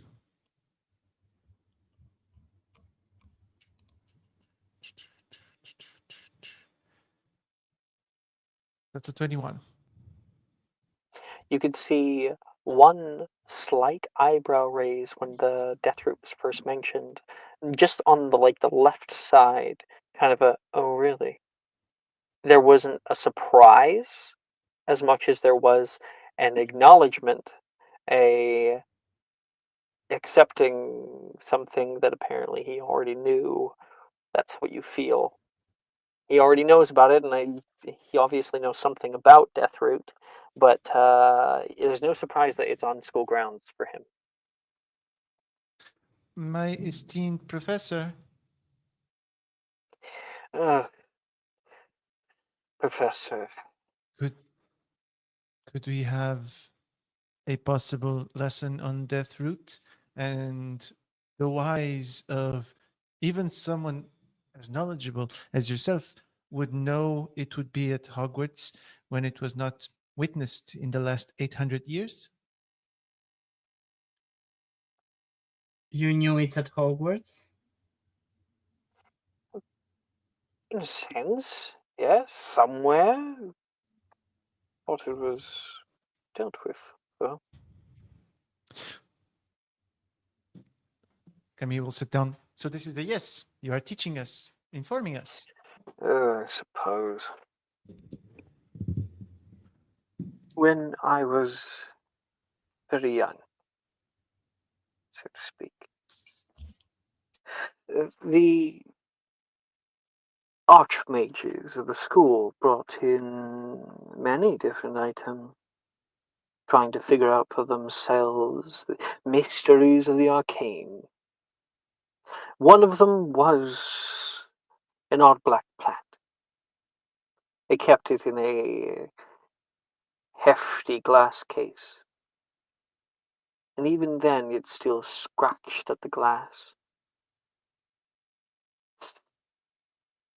Apparently, Miss Helga has found a way to maintain it, to use it for her benefit, and to my knowledge, it should have worked. That was a very long time ago. Very long ago. I see no reason why it should be growing out of control now. He glances over toward Edgar, and then back.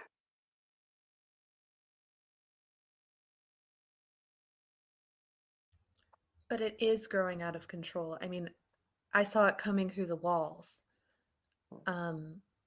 Is there any way that you know to stop it from doing that? You said you thought it was destroyed. Helga was working on something before she decided to use it instead of kill it. Only she would know. Not even I. The root itself, it is a parasite. Feeds on arcanum, on life force, on, well, anything it can get its hands on. With meaning, should you try to burn it with a quick incendio, it'll gobble it right up. Should you try to break it off with a quick defindo, it'll grow back twice as much. I say, let's just leave it. Just leave it to grow outside of control. If it's not feeding, then it doesn't grow anymore. As long as it's contained. And this wall of yours, I assume it's not in the castle. It kind of is. It's in one of the secret passageways. It looks like it is growing. I mean, I felt some kind of I mean, I was passing out, but it felt like the room was shaking after I touched it. It clearly is growing. It's feeding on something. And didn't someone say that the passage is like magically shortened or something? Yes. Well, it's not good. Not good at all. Alright then. I'll need a part of it. Terribly difficult to find. Difficult to harvest. But should I have it, I can look into it. Maybe by next year we'll have a solution. Next year. Next year? These things take time. You want me to come up with a solution to one of the most dangerous plants known to wizardkind in the matter of a few hours? I am great, not that great. So It how does do we sound get a sensible. sample?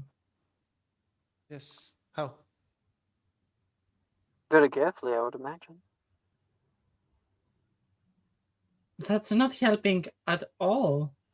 Well, I didn't deal with it. I just know about it. If let's say there's a piece that's already broken off, theoretically.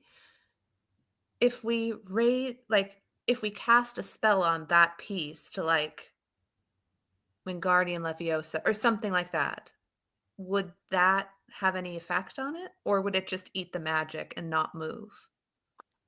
The latter. Um, Except how it would most definitely move. Just not in a way you would want it to. Azrath, how knowledgeable are you of Muggle technology? Last I checked, catapults were all the rage. So no electricity.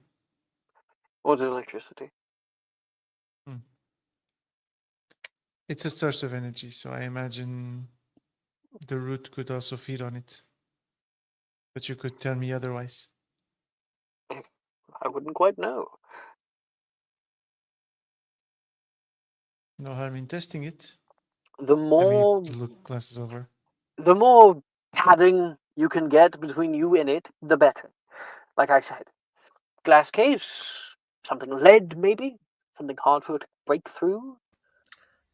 You can use a long stick to push it into a box. Come on, you're smarter than this. We have no idea what a legendary plant might do. We apologize. 4th years. I just want to say that It's not intelligent. I just want to say that you want to bring in this thing inside the school. There's magic everywhere. Edgar, just be careful. We'll deal with it. Isn't your essence purely magical? Wouldn't you be in danger if we brought it here?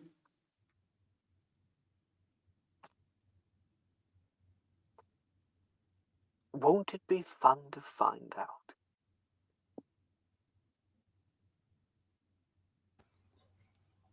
I know where we can get a lead box. I He know where we raises can an get a eye big at you. stick. Seems And like you how have your do- pen already. And how do we put it in the box? You can't touch it, and you can't use magic. We can kind of like put the box stick. over it and Big just stick. yeah. I have plenty in the menagerie.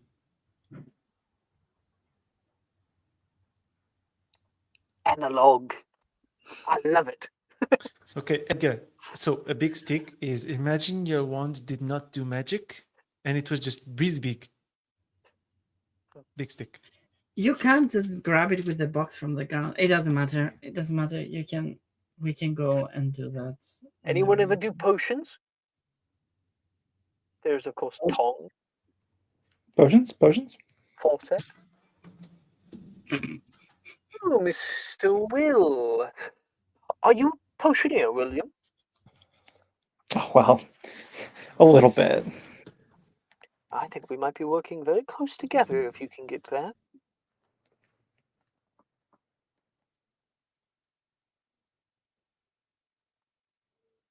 What do you mean? Well, we need something to combat it, right? I imagine, if not magic, potions would be the better thing. Well, there is an herbicide. Oh, right. I completely forgot about herbicide. Spritz a bit of herbicide on it. I'm sure that'll deal with the legendary plant. Yes, yes. Well, if it's a particularly potent herbicide, it could temporarily give us an advantage, perhaps. He just stares at you like, if you want to try, go right ahead. Well, it sounds like we'll just need the plant, so maybe we can. I'll grab the box from Nolan, and we can try and get it. Who's Nolan? Oh, he's my boyfriend. He was with me in the passageway.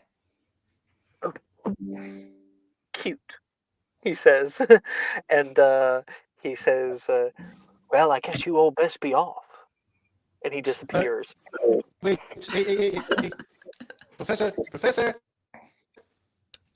I really And like shady that. when she Kind of does that. fun. Oh, it's kind of like stylish. It's like a cool way to exit a conversation. It's also annoying, to be honest. Very Imagine every much time so. you're talking to someone and you just decide, I'm going to walk away. It's just poof.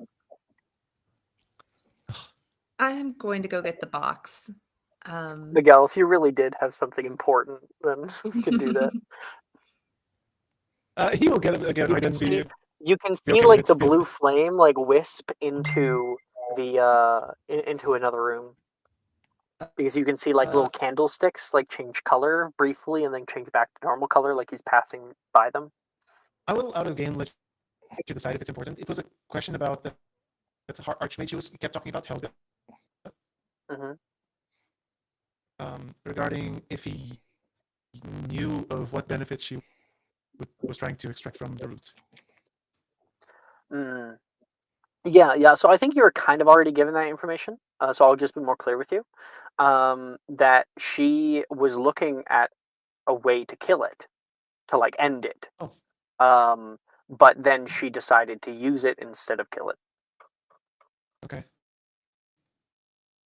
Just he doesn't know in what way. That she was trying to kill it? No.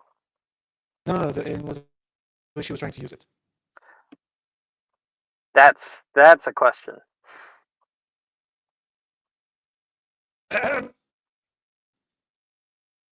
If you want to talk to him, you're going to have to follow after him.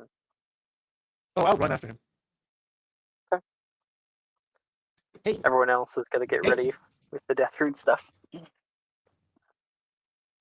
Kamiya, you enter into the side room, and you're able to find him playing with a gramophone that was found down here.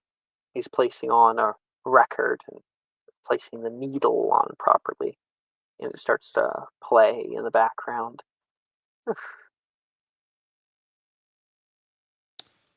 Quite fascinating. Quickly become one of my most favorite things in here. Your ability to interact with the environment. I'm sorry? No, I was just having a thought. You talked about an archmage. Helga? Was it? Yes. She was... Why do you seem so annoyed already? She was just one of those people that was unusually cheery. Like far too much. We certainly didn't get along. Part of the reason I'm in here is because of her. Can't imagine why. Right. You're not easy to get along with, Hazrath. Yes, well, I was not strong enough at the time. I did not hold the power. They do. And now you do. I'm certainly stronger, wiser than I was before. They tricked me. Oh, if we could turn back the wheel of time. Is there a purpose to you harassing me in here? Helga! Professor, What about her? what did you want with the root besides destroying it? You can hear the record playing softly, but no other sound. He does not move, doesn't turn around.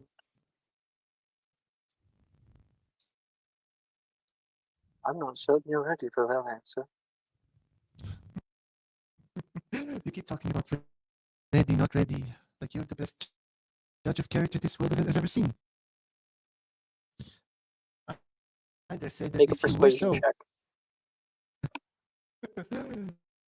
Oh boy, we know this one's gonna be good. Hey gang, how do you guys feel about a 2?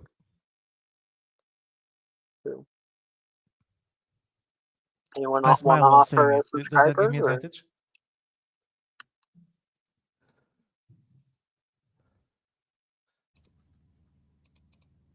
I smile very wildly. Like, does that give me advantage or something? No. He turns around toward you.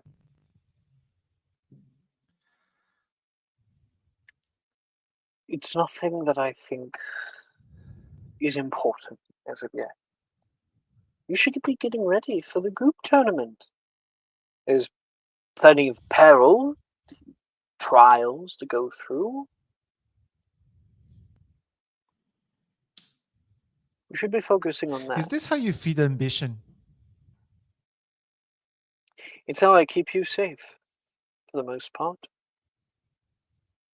Risk I never asked you to. Risk breeds reward, but too much risk, and well,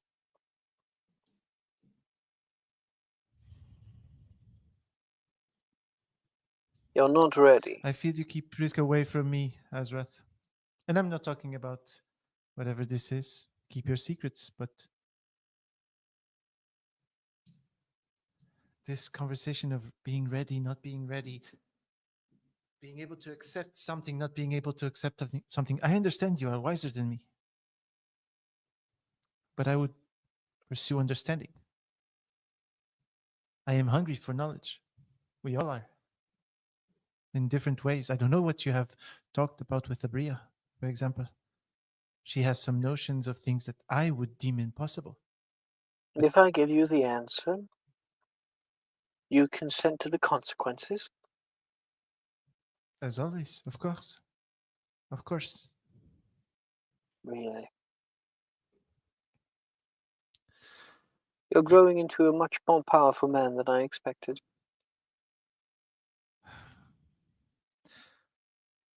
You know,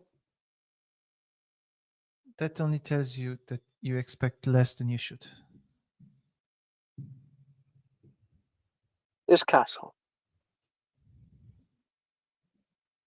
It was not always this way. These halls, this room, great hall of yours, the library. It once was a hunk of stone, not much more. Built by Muggles. It was not until the founders came by, found its foundations, and decided, yes, here in the middle of the Scottish Highlands, that's where we're going to be building out our school.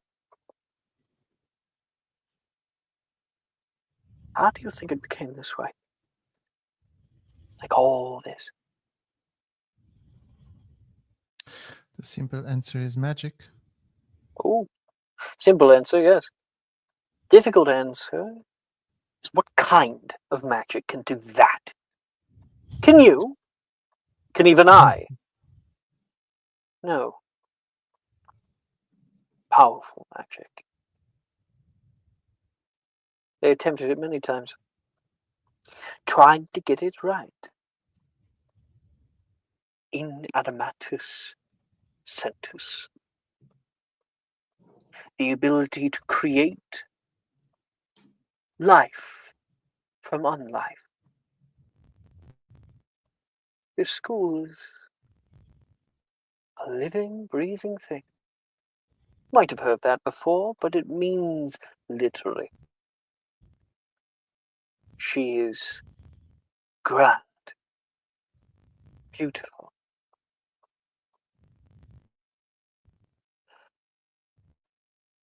There was work that was needed to make her. Deathroot was a part of that. It, as I understand it,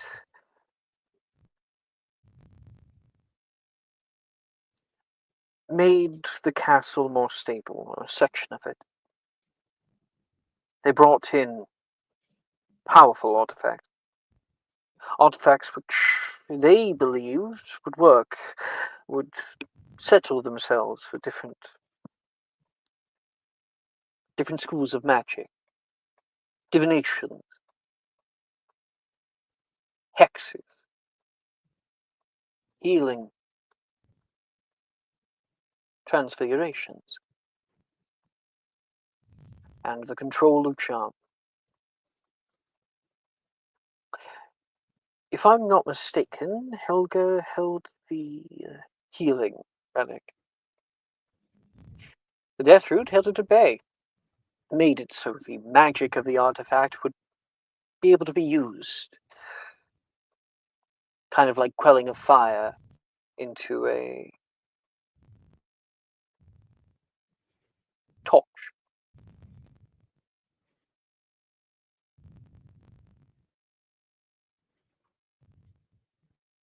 So like a fabricated limit. A way to not catch fire to the surroundings. Fire is a metaphor. Trying to follow the metaphor. Healing is wonderful. But if you heal more than what is needed, what happens?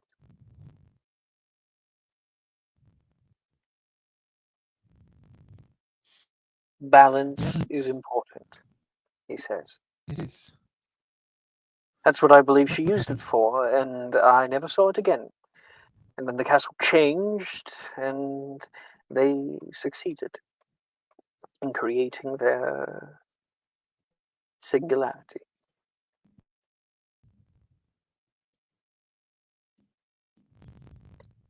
If the death route is out of control now, that does not bode well. That's what I'll say on it.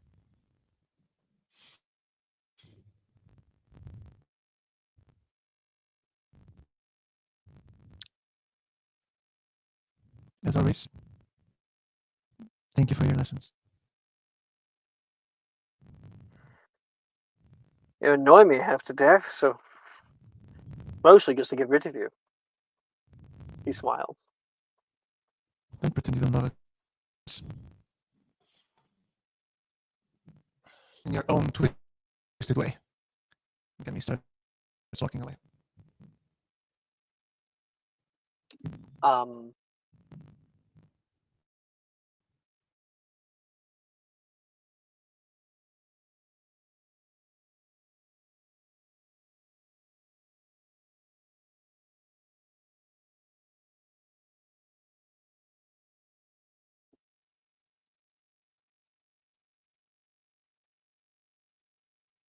Sorry, I'm back.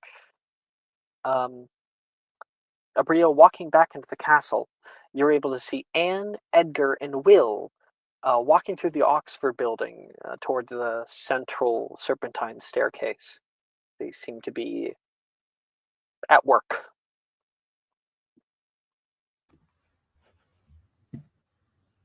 Hey, Bria. Hey.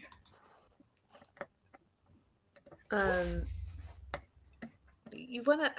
We have we introed Will to the clubhouse, and says kind of like meaningfully, trying to communicate, the clubhouse, and we have kind of a important mission related to that.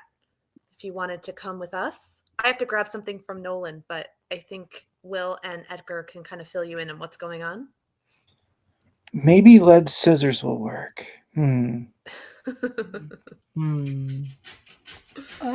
Sure. Why not? Well, is there anyone around? He's just going to look around awkwardly.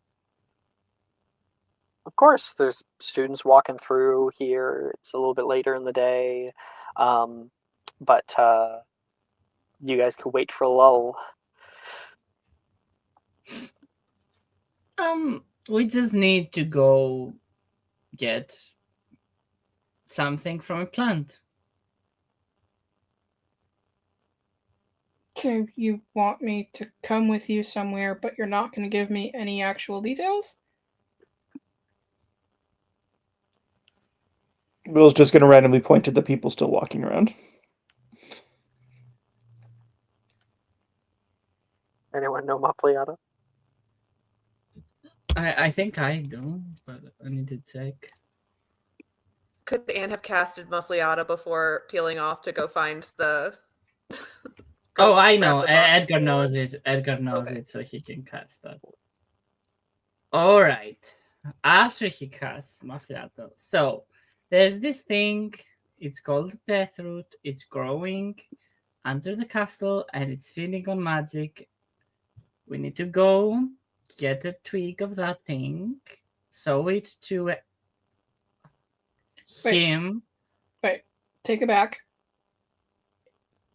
First of all, how do we know what this is? Why do we know what this is? And how do we know it's stealing magic? Because of him. He told us. Right. Okay. And he said that if we bring him that, he can study it, and then we can probably get a solution next year. Then, all right then. Anne returns with the box. Oh, and you got the box. I did. All right, you're all caught up, Bria? I know that apparently Azareth is telling us we need to go get Death Root. Well, Sort of, we asked him if we could kill it, and we'll hold up her hand. I kind of touched it accidentally. Well, on purpose, but I didn't know it was going to try and kill me. When did and you put- touch it? And Nolan and I were going to Hogsmeade, and I kind of saw it, and I was like, that looks weird. And then I touched it, which is very ill-advised. And then I ended up in the hospital wing. That's where I was, You were actually. in the hospital wing? Yeah, for like 8 Bria, hours. are you okay? Yeah, No one died. just No one knew she was in the hospital wing until after. So Yeah, nearly died. I feel terrible right now, actually. I'm like really tired and I feel really sick and I've kind of been nauseous all day, but I'm really excited. Let's go get this thing. Come on. It'll be fun. Ugh. All right. Are you You guys okay? You wait. seem. Oh, sorry. Go ahead. no, Alex. go ahead. Go ahead. Are you okay? You seem a little tense. No, fine. Let's go get Deathroot. You are not fine, but okay, let's go get the plant. I mean, the plant will still be there, theoretically. Are you okay? You look like you feel worse than me, which is crazy because again, I did almost die 8 hours ago. I will be perfectly fine. Always am, always have been.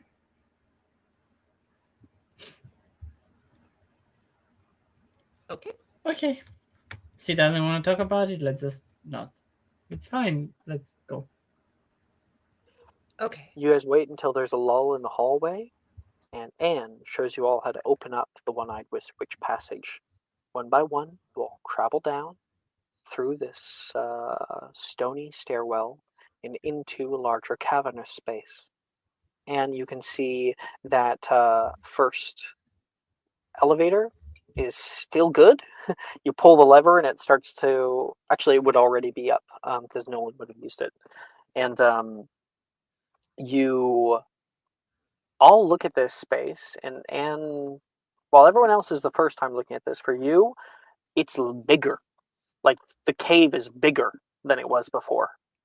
Not because, like, cave-ins, like, it looks like naturally just bigger, different than it was the first time you were in here. It was a short cave system before. This time it's a few hundred feet. Oh, that's weird. What? It looks like it expanded. And from here, from this raised platform, you're able to look down the elevator going down, and you can see this thick, tree trunk sized black root that is pushed down into the ground and has burst out of the wall and has hit the like water down here in the ground. Oh shit. Well, that's it. It's way bigger. So that's Deathroot. Yeah. Do I see the piece that I broke off anywhere? You guys successfully hit the bottom, Okay. step off, and get a little bit closer. And then, Anne, if you want, like, it's... This whole area is different than you when you were in here. There was some cave-in area. There was this big roots here too. You need to make me a investigation check. Okay. Can I help? We'll just have her roll for now, and then if she fails, then yeah, you can. 24. And you step over and try to remember where you were when it all happened, when you fell, what direction you fell, and then you can see it. In the thicket, there is a piece of a robe that's laying down, wrapped up on something, and there is Deathroot that's currently spidered out around it. Okay. So there's my cloak, and theoretically there should be a piece of Deathroot sort of broken off. It looks like it might have grown. But The piece that's there, it's still wrapped up. Oh, great. in your cloak. It's just that the larger death root that grew out of the wall when you snapped it off has grown around the area that it's laying on the ground at. Shoot. Okay. Ideas? Anyone? Can I roll investigation to see if there's anything that we can cut more easily, maybe where it looks most fragile? The whole entire thing actually looks quite fragile. It looks very brittle of a material. But you know that if you break anything, it'll grow even farther. Grows exponential, and then plateaus. Okay, so what if we hit it with a box? Just sort of threw the box at it and hope it falls in? No, hit it with a box so it breaks and then collect it with a box. Oh, that's actually not a bad idea. Again, the death root will grow even more than it already has if you break any piece of it. But that's with magic, no? Nope. Is it like someone could crawl into where it is and like tug out the robe, or is it just not gonna happen? You can be very careful and try to step through the area like the floor is lava. Who? I mean, I would volunteer, but I do think that athletics are not my strong suit. Mia, do you have a deer call? I'm sorry, a what? Do you have a deer call? What is that? Oh wait, you have a jackalope, right? Yes, I do. Oh, no, because you guys need to get in a box, so it won't work. As Anne is talking about possibilities, Camille will go, before we do anything, do we not want to just get an idea of what this is? Just practically, like cast a spell at it, test out its rate of growth, understand what might happen if it touches one of us. I'm just saying that playing the floor is lava with a plant that kills you on touch is that's not playing with fire. That's much worse. And not only that, one person goes in. What happens if it grows so much? It just kills all of us immediately.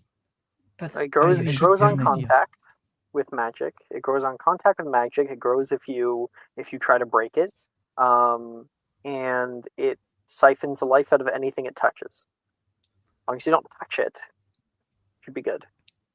Are you insane? You can't just throw a magic at it and see how much it grows. It will probably kill us. No, just like a periculum to the distance. I broke it off with my hand, a little tiny piece, and it was not like this before, like at all. It was just coming through the wall a little bit, and it grew all of this. So I think if we did it again, it would grow even more, especially if we hit it with a spell. I mean, Bria, you're pretty athletic, aren't you? I would not put any one of us in the middle of that. If I cast Reducio and I get smaller, will Edgar be able to fit through the thick death root and get to the piece that Anne threw earlier? Reducio will... Being bigger or smaller presents extra challenges. If you're bigger, then you have to find big spots to step through. If you're smaller, it's harder to step over larger areas. So it's best just to go in as yourself, to do it analog, and to try not to die. I'll go. Brian, no. Why not? Because it's simple. As simple. Why not? Is simply just the whole conversation we had. The path ends here. That's why. Are you not. walking? Are you walking over toward it already? Oh yeah. And hands If Abria Maya the is box. okay with that, Camille would put himself in front of Abria. Yeah, I think dramatically. I think that's fine. Right? So we're not just talking about some bullshit here. We're not just talking. So, wheelchair, death. Yes. Come here. I'm not scared of anything. Remember? You're not being scared is not the problem. I'll be fine. No one is more acrobatic in this group than me. I believe in you. Camille, I think you should let her do it. It's her choice.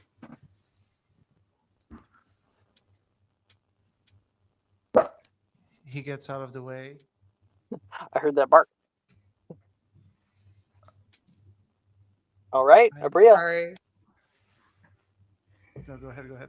make me first an investigation check. It's okay if you fail it, but if you succeed it, then even better. 14 with no modifier. Oh yeah, I'll call that a success. That's going to give you advantage on the acrobatics check because you're able to like map out where you're going. How you're getting there without getting hurt. But then it's the acrobatic check. As she's going, can I prepare Wingardium Leviosa on her if I see her trip? I don't see her trip. You want Mobili Corpus. Oh, I don't have that. That's a 26. Yeah, I think we're good. You guys watch an amazing feat of acrobatic agility as Abria steps, kicks, flips, and ends up quite simply, after all that talking, right next to the thing. You got the box in one hand, and you need the stick. All right. They can toss it to you. She's gonna look back. Somebody wanna Tongs, anything like that? gloves? Anything? Oh, Well, apparently their idea was taking it with the box, so go ahead. Will, sorry? any tool you need. I've got my herbology kit and my potions kit here. Can you toss it this way? Yep.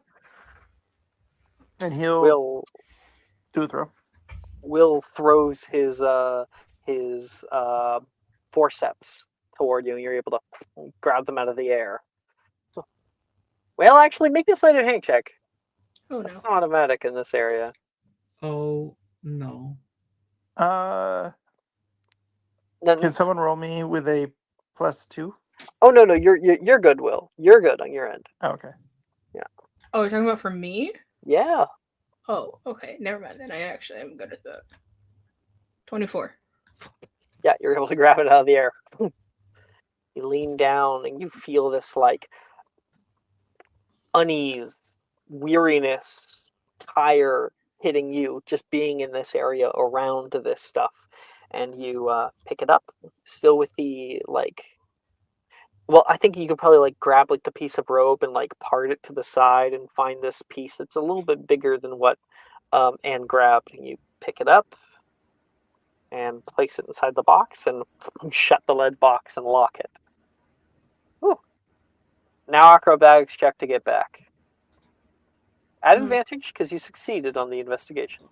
Okay. 19. On an 8, you have expertise. I do. Yeah, damn. Okay.